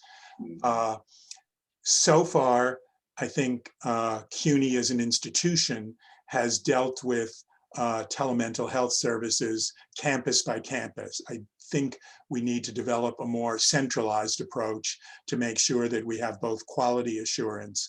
And I also worry that for-profit providers are getting into this space of telehealth. And once again, they look to increase their business and drive profits, not necessarily the quality. I think for many of our students, both during the pandemic and after, telehealth, especially for mental and behavioral health, is a really good option, but we need to make sure that the quality is good and that it's accessible to all. Yeah. But actually, in addition to that, I really like, I think the telehealth is a really great solution. But one of the things that Dennis has actually talked about is how technology can actually exacerbate some of the disparities. And we are certainly seeing in Harlem, in the needs assessment we're doing, we've got some preliminary data and information about whether people have access. And in Harlem, we know that Harlem notoriously has had really poor internet access. And so, if a lot of services move to remote delivery, the populations and communities that are already underserved are going to have an even harder time. And so, there's just there's so much complexity to all of this, and lots to think about. Yeah, Vicki, Professor Heidi Jones agrees with you. She said one thing some students have mentioned, however, with telehealth is that it can be hard when they are living with family and cannot find private space to have conversations. And that's even another very practical obstacle. So it's not always very accessible. Sergio also had a very interesting comment. I wish he could actually share it with the group. Sergio, where are you? Are you there? I sure am. Why don't you tell the rest of us who are not reading your comment on chat? It's actually more, it's more of a comment, but like any system, a great deal of variance exists in the quality of online learning. And online learning may make salient these underskilling among our students, like managing group activities, self-management, time management, as well as constraints at home, like the inadequate resources, family responsibilities, and indeed what Nick had pointed out about food insecurity. We need to identify the drivers of student perception of online learning and not treat online learning monolithically. So that's just a word of caution, because I think that we need to act upon these drivers and identify as best as we can, so that way the school is in a position to remedy those. But thank you very much. Thank you, Sergio. I could not be more excited about the final panel we have today. And it's a panel that includes our students and our alumni, of whom I am very, very proud. But I would like to delegate the responsibility of this panel to my very dear colleague, Dean Roberts. Lynn Roberts is the beloved Dean of Student Affairs, and it is truly appropriate for her to lead the next panel. And so I hand her the mic for the rest of today's presentation. Thank you, Lynn. Thank you so much, Ayman. And I want to welcome our third and last panel for today. And it gives me tremendous pride and pleasure to introduce our students and alumni. I will be briefly introducing each of them in the order of their appearance, and you can refer to their fuller bios, of course, in the program. So we'll start off with Erin Bacchus, who is currently a second-year PhD student in community health and health policy, who also previously obtained her MPH in epidemiology with us. Erin's current research investigates policies affecting low-income housing in New York City, criminal justice reform, and mental health. And she'll be discussing the carceral crisis during the COVID-19 pandemic. So without further ado, I'm going to turn things over to Erin. Thanks so much, Dean Roberts. Let me pull up my slides here. Can you all see this? Yes.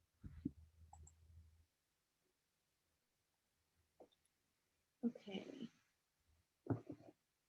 So as Dean Roberts briefly explained, I'm going to be talking a little bit about the COVID crisis inside New York City jails specifically. And this is a project that I'm working on with some of our faculty members here. The PI is Dr. Naomi Zodi, and we're also working in collaboration with Dr. Nick Freudenberg, whom we've heard from earlier today, and Dr. Emma Sui. And the title of our presentation, or our study rather, is COVID and Incarceration, Elevating Inside Voices.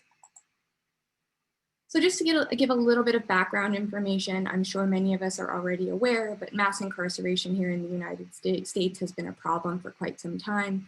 Currently, the US makes up a little over 4% of the world's population, and yet we hold about 25% of the world's incarcerated population. And we know that jail does not serve to improve lives, but those incarcerated deserve to be treated humanely. They deserve a right to protection. They deserve a right to health. And though these people are not condemned to death, they face the risk of infection and death due to infectious diseases like COVID-19. And jail facilities are quite unique. So for example, here in New York City, many of those who are incarcerated inside of jails are pretrial detainees. So they have yet to be convicted, they have not yet been sentenced, and many are there simply because they just can't afford bail. And yet they are subjected to the risk of infection and death just the same. But in addition to this, the close quarters, the lack of access to both PPE and information all contribute to this dangerous environment. And this high turnover rate that we're seeing in New York City jails has effects not just for the individuals, their families, and their friends, but also for their local communities when they return home, and for the New York City community at large. So this chart is directly from the DOC website and just shows a graphical representation of the number of confirmed patients with COVID-19 inside of New York City jails. And this is from March 17th of last year, so around the beginning of the pandemic, through March 12th of this year.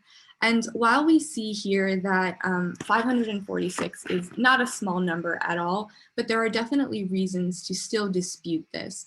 And one of those is because we're still really unsure of how thorough the testing is inside of the population inside of New York City jails. And also there's very obviously a conflict of interest here for the DOC management, because they are the ones that need to appear, and they want to appear as though COVID is being managed very well inside. So upon thinking about this, we were trying to decide, how best can we really learn information about what's happening inside New York City jails? And we thought the best way to do this would really be to hear from those who have had this experience firsthand.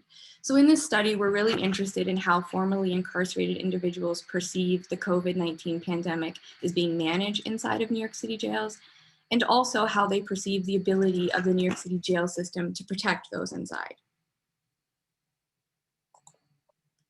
So our study consisted of 12 total interviews. They were all conducted either via Zoom or via phone. Each interview lasted about an hour long. Participants were provided a $50 incentive for the time that they spent with us. And recruitment was done through a partnership with the Fortune Society. And the Fortune Society is one of several reentry groups that exist here in New York City. And they facilitate the transition back into the community post-release. So they'll help with things like access to education, job opportunities, and healthcare continuity. And lastly, to be a part of our study, participants needed to be over the age of 18. They must have been released on March 1st of 2020 or anytime later, so essentially anytime during the pandemic. And they must have spent at least 10 days inside of the New York City jail. Our sample characteristics, so the average age of our participants was 38 years old. They consisted of 11 males and 1 female. And just a quick overview of what they looked like a little bit more. Most of our participants were African American. Most of them spent over 75 days or longer inside the jail facility. And this sample pulls from 5 of the facilities that exist in New York City. So analyses are still ongoing, but we do have some preliminary findings, and among them are some emerging themes, one of which relates to jail accommodations. So participants have spoken at length about things like the cleanliness inside of the facilities, the ability to socially distance, and the differences that exist between facilities themselves. And I have here a couple of quotes on the screen that illustrate some of this. So the first one to the right says, you've got maybe up to 30, 40 people, and a lot of times they're in close proximity. In regards to a pandemic, it's a recipe for disaster. And the second one here on the left-hand side speaks to the cleanliness issue. Like, these people were not getting the masks. They weren't getting the cleaning supplies, as much cleaning supplies as we did. And I just feel like it's a total detriment to the whole system. If one falls, the rest of us falls. And that really struck me, because how true is that during an infectious disease outbreak like this one that we're currently experiencing? The second emerging theme that I'll discuss is healthcare, surrounds healthcare. So how well were medical needs met? The provider attitudes, what were they like, and how well were people treated? And this quote on the screen here illustrates how COVID has affected the healthcare access for those inside during the pandemic. So as healthcare needs have increased, access to care has actually decreased. And this quote states, if you were sick, like a real emergency, they just started taking you out to Bellevue, which would be almost like a 2-hour process to actually be seen by a doctor. So, you know, it affected people really bad because you know what? Instead of having somebody on hand to take care of an issue, now you have to sit there, wait for the actual ambulance to show up, if they show up, and then if they deem it necessary for you to be taken to the hospital. So it really affected people. And the last theme that I'll discuss is the management of COVID-19. So several participants have discussed the secretive environment inside, as well as the lack of access to information and the need for adequate provision of PPE. And the quote here on the first quote here on the left speaks a little bit to this secretive nature inside. So as far as we know, everything's running, you know, as normal, but at the same point in time, just penalizing us by putting us on lockdown. You know, which to be honest, I get what they're trying to do at that point, but it's hurting the family because nobody knows what's going on. They're just blocking us from the phones, you know, cutting the phone access, not giving us newspapers, cutting the TVs off. You know, that right there was just a poor judgment and a poor handling analyzation of that. And this quote on the right exemplifies what the experiences were regarding PPE access. If it wasn't so close with some of the nurses, I wouldn't have been able to get a mask. And if it was hard to wear the mask because then everybody's like, how did you get a mask? You know what I mean? So it's a very, very volatile situation. So one of the main things that has really emerged throughout this research process is the importance of speaking to those who have been incarcerated themselves, because who else can really speak to this experience better than those who have spent time inside of these facilities during the pandemic? And the close quarters, the reduced access to healthcare, the fact that those inside lack resources to protect themselves, like information and PPE, are all the sorts of concerns that people have shared with us. This is a serious human rights issue, and it also has huge rippling effects for public health.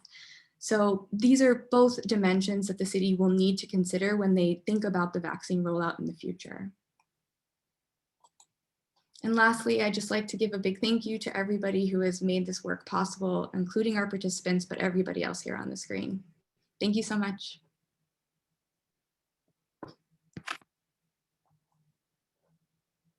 And thank you, Erin. Our next speaker will be Dr. Sharon Joseph, who was born and grew up in the Bronx, and where she also completed her medical studies at Albert Einstein College of Medicine and her social pediatrics residency at Montefiore Medical Center. Dr. Joseph obtained her MPH from Lehman College and is currently on track to graduate with a Dr. PH in epidemiology in May 2021. She is currently the Associate Medical Director of the Port Chester Open Door Family Medical Center, as well as the Director of Pediatrics across all 7 Open Door Family Medical Center locations. It gives me great pleasure to introduce Dr. Sharon Joseph. Thank you so much. Thank you for having me. I'm really happy to be here. Let me just pull up my slides.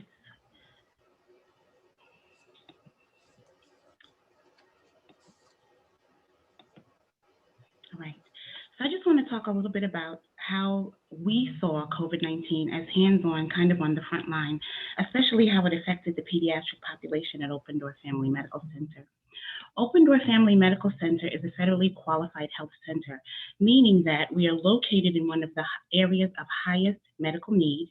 We're open to all, regardless of their ability to pay, and our governing board is patient-focused and controlled. At Open Door, over 50% of the board is made up of patients or their representatives because we have to hear what they have to say. We also offer a comprehensive set of services, and this is a snapshot of the services we offer at Open Door. We try to make sure that all of our patients can do one-stop shopping when they come to one of our sites. So we try to offer all these services that you see on the screen. And if they need something that we don't offer, then we try to point them in the right direction with our enabling services. I just want to do a short presentation on the demographics of the pediatric population that we saw in 2020. So here are the ages of unique pediatric patients that we saw in 2020. And as you can see, whether you were male or female, The largest age group that we saw was 12 to 17 years old, and that was followed by the 6 to 11-year-olds. After that, we have here a snapshot of the race, ethnicity, and insurance status of the unique pediatric users we saw in 2020. Most of our patient population is Latin. They have Latin descent, the 86% of them, and over 85% of our patients are Spanish speaking. Regarding their health insurance, most of our patients use Medicaid managed care, followed by child health insurance programs.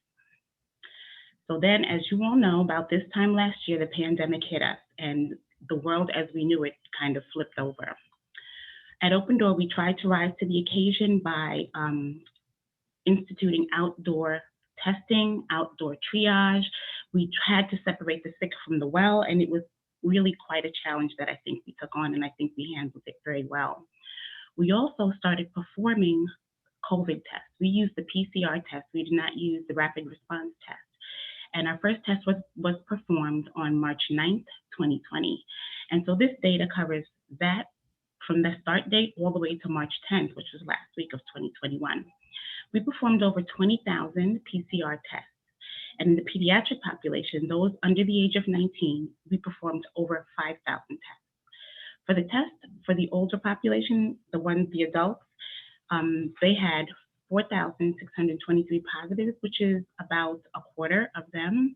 And for the pediatric population, we had about 685 tests, which was about 12% of them.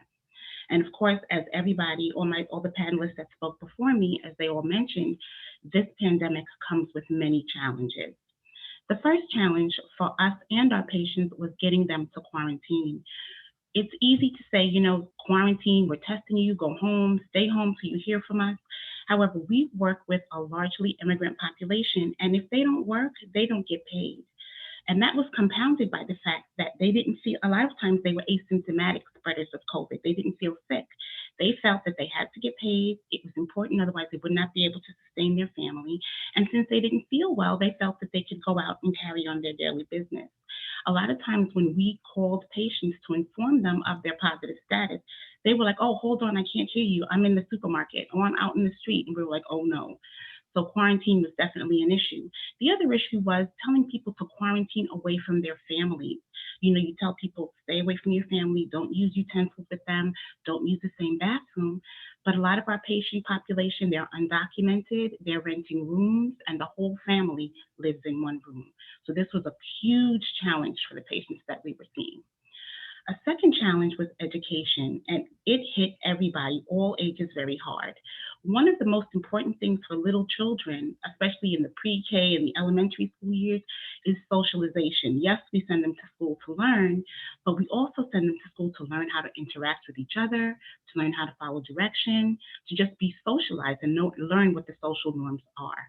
That all went out the window because now all of these children were staying home. There was also a huge language barrier. 85% of our patients speak Spanish. So you have moms at home with their kids in front of the computer trying to teach them these lessons. And we've had moms come and tell us, I don't speak enough English to even help the first grader with his homework. Another population that really, really got hit hard by the fact that education was virtual were children needing special services. So you have kids that needed occupational therapy, physical therapy, speech therapy, and all of these services became virtual. And we had patients that just did not receive their services. Their parents didn't have the internet connection for them to have these virtual visits, and it just was not as effective, especially for the smaller children. Also, our patients with special health care needs, our children with autism, our children that were wheelchair bound and have other physical challenges, they were not able to go to physical therapy. Their schedules went out the window, and schedules are everything when you have a child who's autistic and needs to have a set schedule every day. So those children with special health care needs, they fared the worst out of everybody. Mental health needs, as my panelists said before me, they were also a big challenge. Established services went virtual. So like I said, we serve an immigrant population, very medically underserved population, and that includes mental health services as well. We were serving people that were crossing the border. We served kids that crossed the border by themselves. So all of these people that we plugged into services, their services then went virtual. Also, there were the significant changes in family dynamics that the patients were experiencing. Patients were ill, parents were ill, parents and kids were in the house all day together, and this was a change. It was usually, especially for the high school students, they got a lot of their social activity, their group dynamics went on when they went to school. Now they're stuck in the house with their parents, who really did not understand them a lot of the time, and it was an issue. So we had depression, anxiety, adjustment disorders, all of those skyrocketed. And honestly, I don't think that we've seen the crest of this wave of mental health disaster. But on the horizon, there was hope. In February of 2021, we started to vaccinate the public against COVID-19. We had been vaccinating the workers, the staff at Open Door. We started vaccinating them in January. And so right now, about 80% of our staff is fully vaccinated. And when it comes to the community vaccination rates, right now we have given 8,868 first doses of COVID vaccine, and we're now on track to give out, by the end of this week, I think 820 of the second doses. We're vaccinating according to CDC guidelines, and right now all of the Open Door sites are giving approximately 100 to 150 vaccines per site per day. So we discovered, like everybody else, there were so many challenges that we faced this past year, but the staff at Open Door, they have passion for what they do and they have compassion for their patients. So we were innovative, we were creative, and we thought a lot outside the box to try to assist our patients during this very difficult time. Thank you very much. Thank you so much, Dr. Joseph. Our next panelist is Pavan Lohia, who is currently working at the COVID-19 Registry and World Trade Center Health Program at Mount Sinai. Just giving a moment to switch screens here. Okay, thank you again. And Pavan is also the founder of his own healthcare company known as PavLife.com. And in 2020, he earned his MPH with honors from the CUNY Graduate School of Public Health and Health Policy, where he also served as the president of the Graduate Student Government Association, the Epsilon Chi Delta Omega Public Health Honors Chapter, and is now currently an active participant with our alumni network.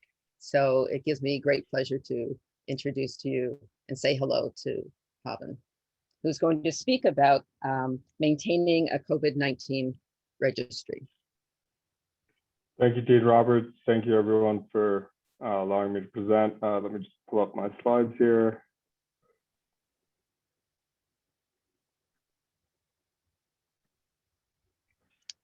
So I'm just going to briefly cover some of the work I've been involved with at Mount Sinai Hospital regarding their COVID-19 registry study that we launched later in 2020. Little about me, which Dean Roberts already shared. I'm currently a clinical researcher for the COVID-19 registry study, as well as a research assistant for the National Science Foundation, focusing on smart and connected healthy communities under the Office of the President. So basically, what we were doing, part of this COVID-19 registry study that we launched at Mount Sinai, was to really get into the long-term effects of the patients that had come through the Mount Sinai system and our various healthcare partners all across the state. Right now, the study has been aimed at around a 10-year-long longitudinal study, again, evaluating long-term effects as well as other impacts that I'll get into as we proceed. So as we started back in fall of 2020, we had about 30,000 or so patients come through any of our Mount Sinai facilities for COVID-19, whether it's from being tested to actually being treated and being admitted into our hospital. And so now, initially, before we launched the study, we had to gather a relatively large amount of data from not only the city, the state government, as well as all of our other various clinics and other smaller parts that we have besides our major hospitals. And from that, we have started conducting various clinical tests, Before we started getting into more of the research aspect, we had been participating, the department I specifically work in is internal medicine. So we had been participating in trials for vaccine, treatments as well. So it really emerged from there. And now, if you have not heard, it's now known as the Center of Excellence for COVID-19, which is where this registry study is housed in. And mainly it's focused out of the Mount Sinai Union Square location, just because it's not exactly feasible to have such a large number of people right now inside of our hospital facilities, given that they have been very heavily burdened with large patient load. So a little more background on this. Right now, when we have launched the study, we had been initially looking at respiratory issues. We've been conducting certain spirometry testing, other blood tests to look at certain cell activity levels as well. And mainly we had seen that our older patient population that had been coming through the hospital, 40 and above actually, they had more issues than some of our younger patients who had been diagnosed with COVID-19 and how their recovery went after the fact. The important thing to also focus on here is that throughout the pandemic since March, and when we started seeing these large number of cases come to the hospital, we had to make sure as researchers to also catch these patients while they were either in the hospital or while they were coming for follow-up treatments after the fact, given that a large portion of the people who are currently enrolled in the study come from parts of New York and New York City specifically that were especially hard hit throughout the pandemic, like the Bronx, Queens, and so forth. And these are just some of our actual parts that we're researching. Like I mentioned, the lung function through our respiratory testing. We do that. Throughout the study, we have 3 visits for each patient over the course of a year. That spirometry testing is done 2 times over that time, as well as blood tests are conducted through all visits to identify certain cellular levels and other factors that we've seen throughout the course of the pandemic arise in patients. The other interesting thing that we're looking at right now is mental health issues, as well as quality of life. As many of the prior panelists have said, mental health issues have been a major issue, as well as loss of job, family issues, lack of resources. I think it adds a whole nother level into kind of humanizing this data. Oftentimes in clinical research, we focus so much on, what is the issue, what information can we gather, and what are interventions or methods we can do to hopefully improve the outcomes that these people are suffering through. And I do want to emphasize on this, though, since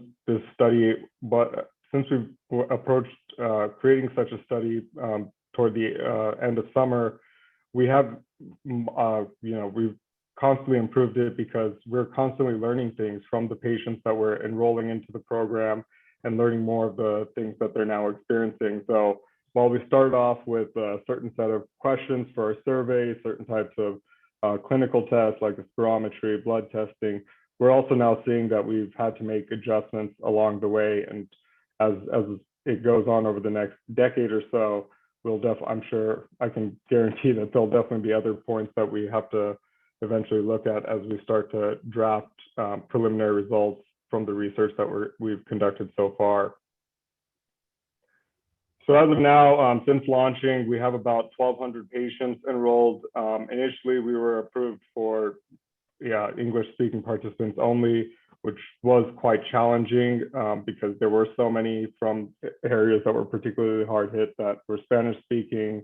They needed documents in Spanish, and as I'm sure many of you know, that's a whole different process to have this available in different languages and how we can communicate with them as well.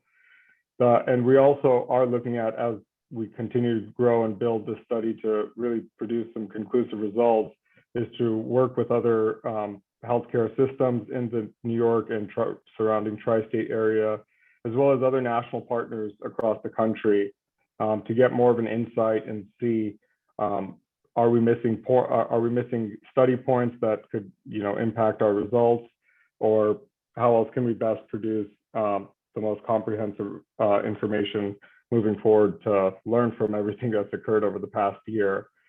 And truthfully, one of the things that we have been focusing on is really increasing enrollment numbers.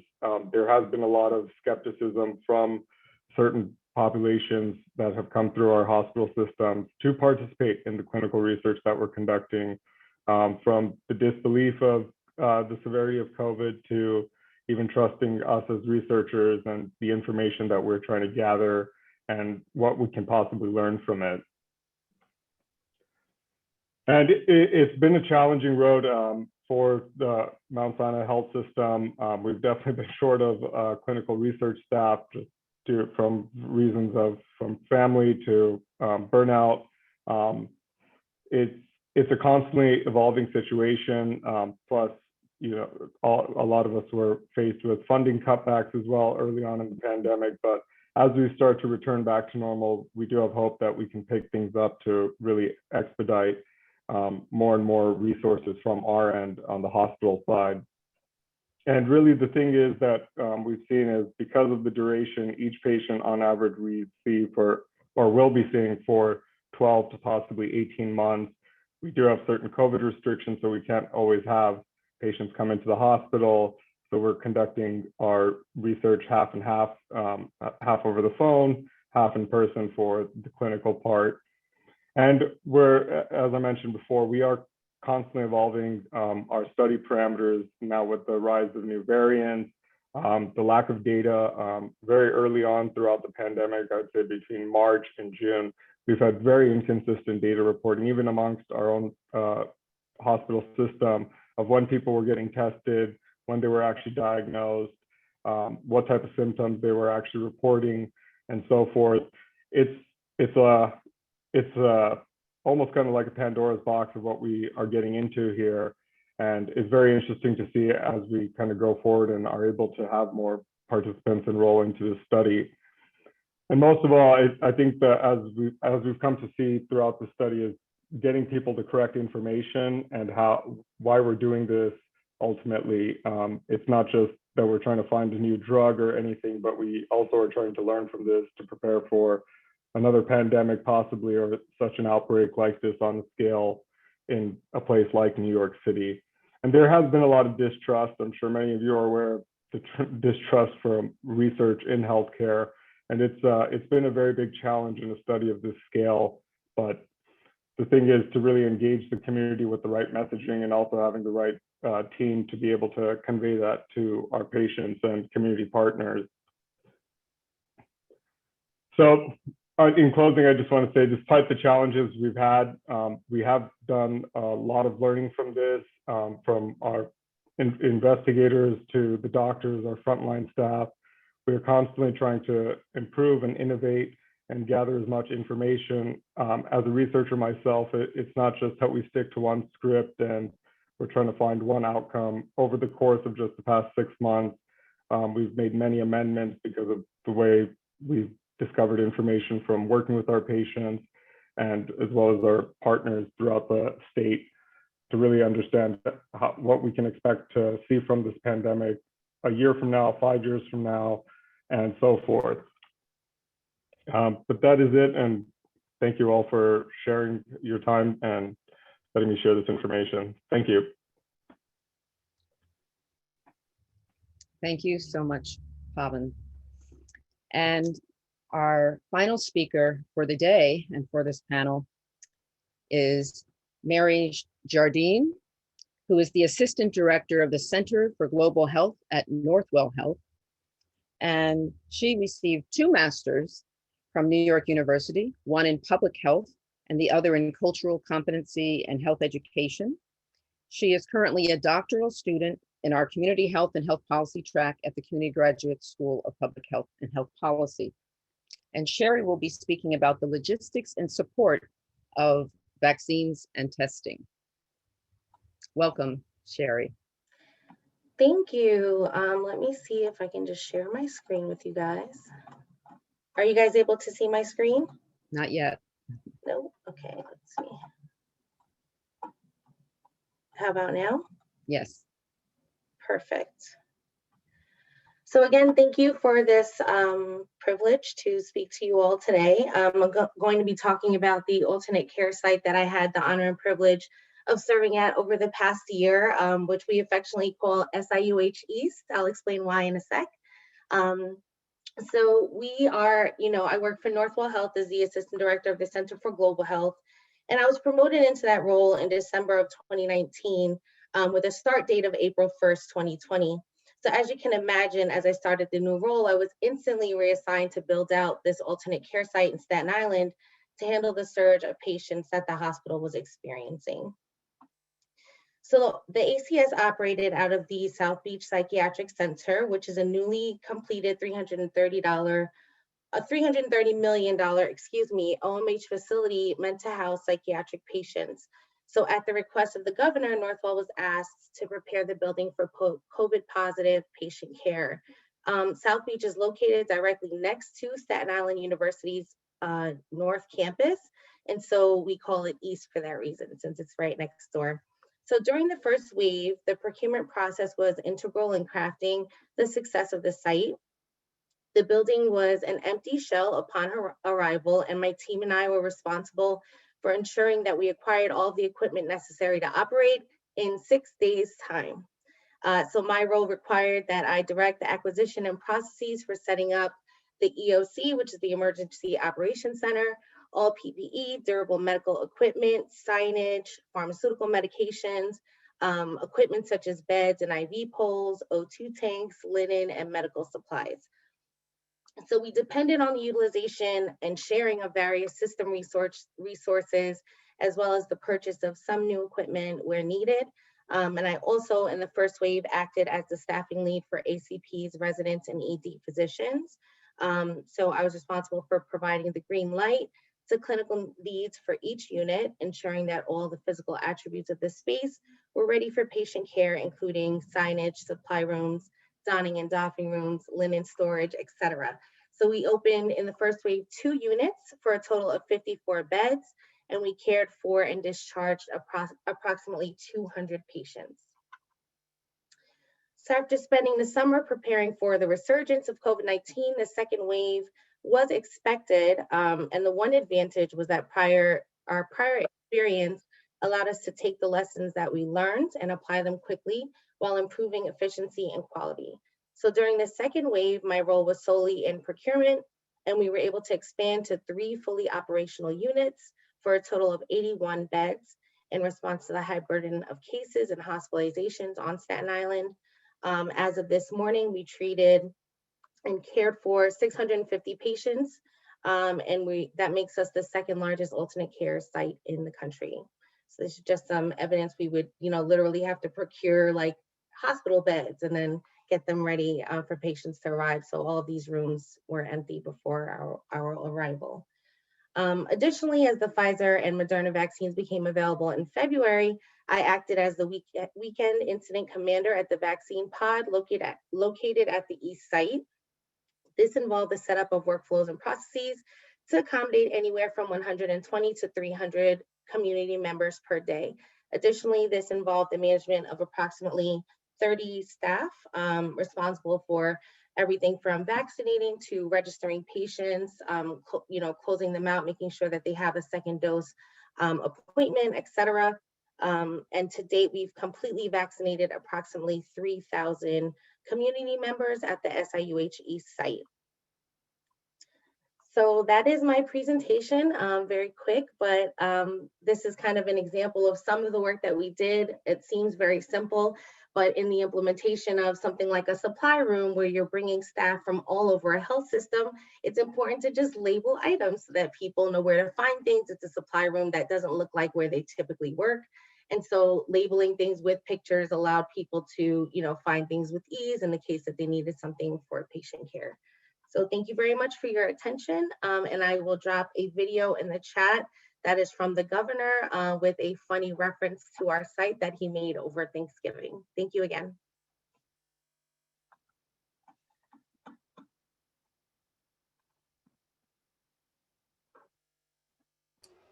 And thank you, Sherry.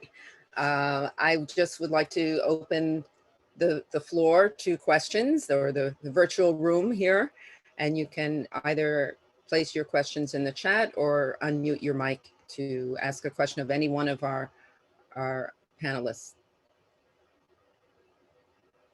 And I don't see, is there?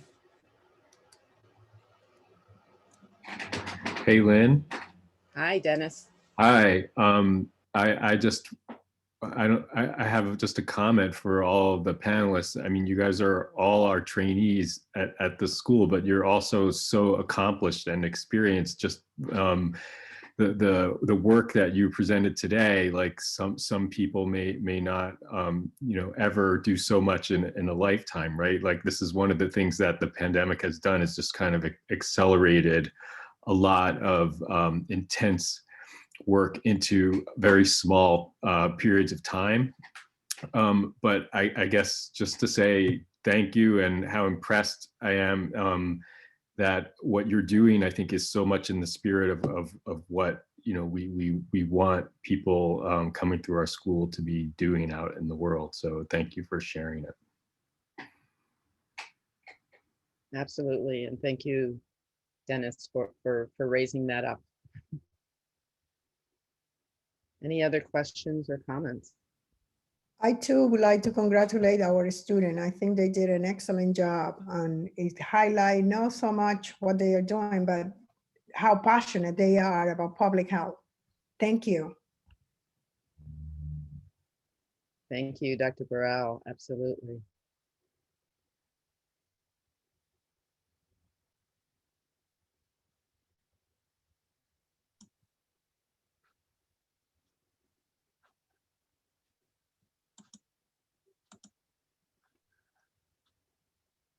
A question for Erin, if I can.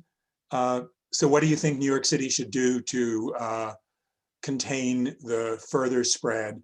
And how do you think the fight for responding to the COVID pandemic inside New York City jails corresponds to the larger dialogue around changing policing and criminal justice policies in New York? What's the connection between those? Yeah, so I mean, the first one is a really tough question. I think we're all trying to figure that out and ask ourselves that. But one thing that I think is pretty apparent is I think this population has been one of the quote unquote forgotten ones, or the ones that we tend to push to the side and think about later.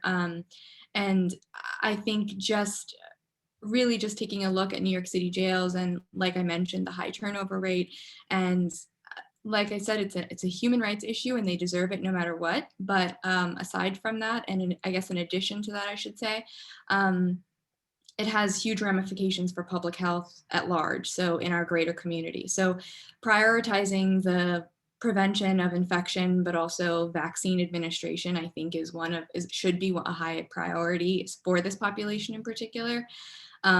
I guess we'll wait, we'll have to wait and see if that actually does happen. But that I think is that at this point in time where we are, I think the most imperative thing is prioritizing vaccination, but also having regulations, like the DOC has listed a few things that they would like to have done inside of jail facilities, like having information readily available, ensuring there is PPE, ensuring there's enough cleaning supplies and such. And from what we're hearing, that hasn't been the case thus far. So I think that in and of itself is an easy first step that could be attained tomorrow.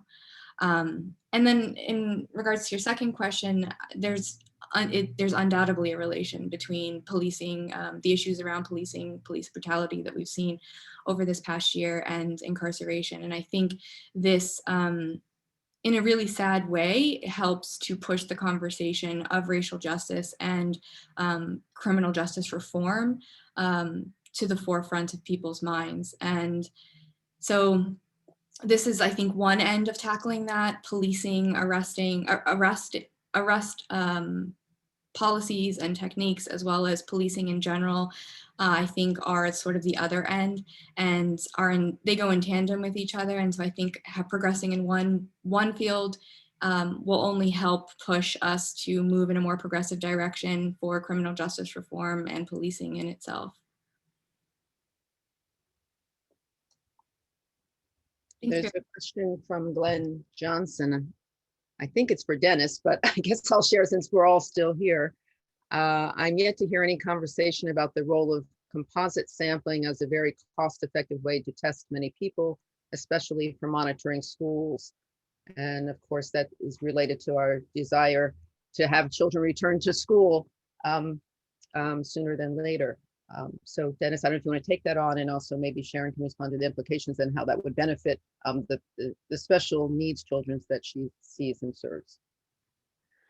Yeah, well, I'll just say, so I think, yeah, Glenn's referring to pooled testing, which I know that there are a number of places where and many schools are availing themselves of partnerships with laboratories that allow them to test, for example, entire classrooms of people as part of a pool. And it is a very efficient and fast way to get testing done on very large numbers of people in schools. It hasn't been adopted in the New York City public schools. And, of course, at scale, it can become very expensive. But of course, as we've heard from other people today, so is COVID infection and all the hospitalizations and complications that come from it. So, I do think that we should be thinking more about prevention than we are about treatment. Treatment is a necessary part of a pandemic like this, of course. But I also would love to see, as I think you allude to with your question, Glenn, more preventive efforts like pooled testing. Thank you. Just think it really has a place here. So I'd like to continue that conversation aside from this meeting. Thank you both. Are there any other remaining questions or comments? Well, you alluded to this, Lynn, and maybe PJ can comment, but as I was hearing, of course, everything you said about the patients that you were seeing at your institution it came through so clearly, the challenges of the kids and the pediatric population. But I was also thinking about the parents and the stress and anxiety levels of the parents, especially the ones with special needs kids, and they're all, you alluded to this, they're all interrelated, and I think it's really important for us to be able to describe more what's going on with kids and adolescents, but also the parents. But what do you think? I think that, like I said, the special needs population has been hit really, really hard with the pandemic. We have a number of patients at Open Door that were suffering from lack of their schedule. They used to get up, go to their program, have their care, have their therapies every day, and that was not happening. We have adolescents with special needs who are incontinent. They wear diapers. Their physical therapy was interrupted. They started having more contractures in their limbs. And any progress that they had gained, they subsequently lost in this last year of everything being scrambled. Not to mention kids in the earliest stage of development, the kids that need early intervention, those that are speech delayed, those that are developmentally delayed, those that were born prematurely and need intensive services. Everything was being done over video. So they were teaching the parent what to do and then leaving it up to this parent to execute this for the child. Not to mention the fact that these parents could not go to work. A lot of times parents would avail themselves of domestic work or working in a diner or food service work while the child was in school. And now the child is not in school. So they're home with these children who are very hard to manage and no outside help. It's very, very difficult. Absolutely. I'm going to just pose a question to Pavan. You raised a lot of challenges, conducting the research at Mount Sinai, and I know that we just, I'm sure many of the researchers here would appreciate that that's not limited to your institution by any stretch. That as we plot forward, that just between language barriers, but probably the overarching one about mistrust, and also just thinking about what some of the proposed I guess antidotes to that might be at this time as you're speaking with your colleagues and anyone else on this in the space with us who might want to also offer any guidance in that respect. Even with, adding the Spanish translation, we know there are many other populations in New York City and elsewhere, many other languages for us to reach, but also just in terms of, in general, people wanting to respond to what you're trying to gather.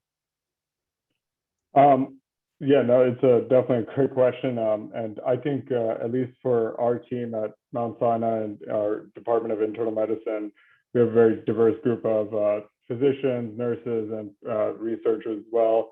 I often think that it's not just seeing somebody gathering some data, running some tests. I speak Spanish, but I also speak Hindi and Gujarati, which are major languages in the Indian community. And that also, it just helps patients connect differently. So we, even as a team, kind of evaluate who patients might be more comfortable with meeting or who are they more likely to respond to, especially some of our older populations who do feel more comfort speaking their language while they're getting our survey or while they're doing the test that we have for them.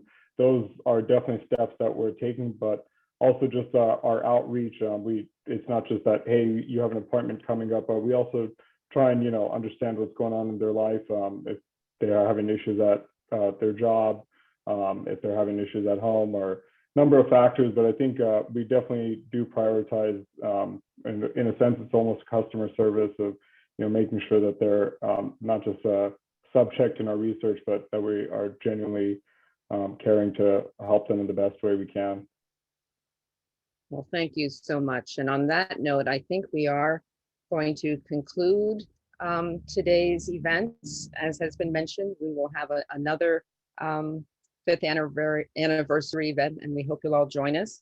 But I just want to say on behalf of our dean, to thank you all for joining us today, and especially to all our presenters for the critical work that each of you are doing to keep us all safe and for us to collectively navigate the contours of this pandemic with our public health knowledge, skills, advocacy, and compassion.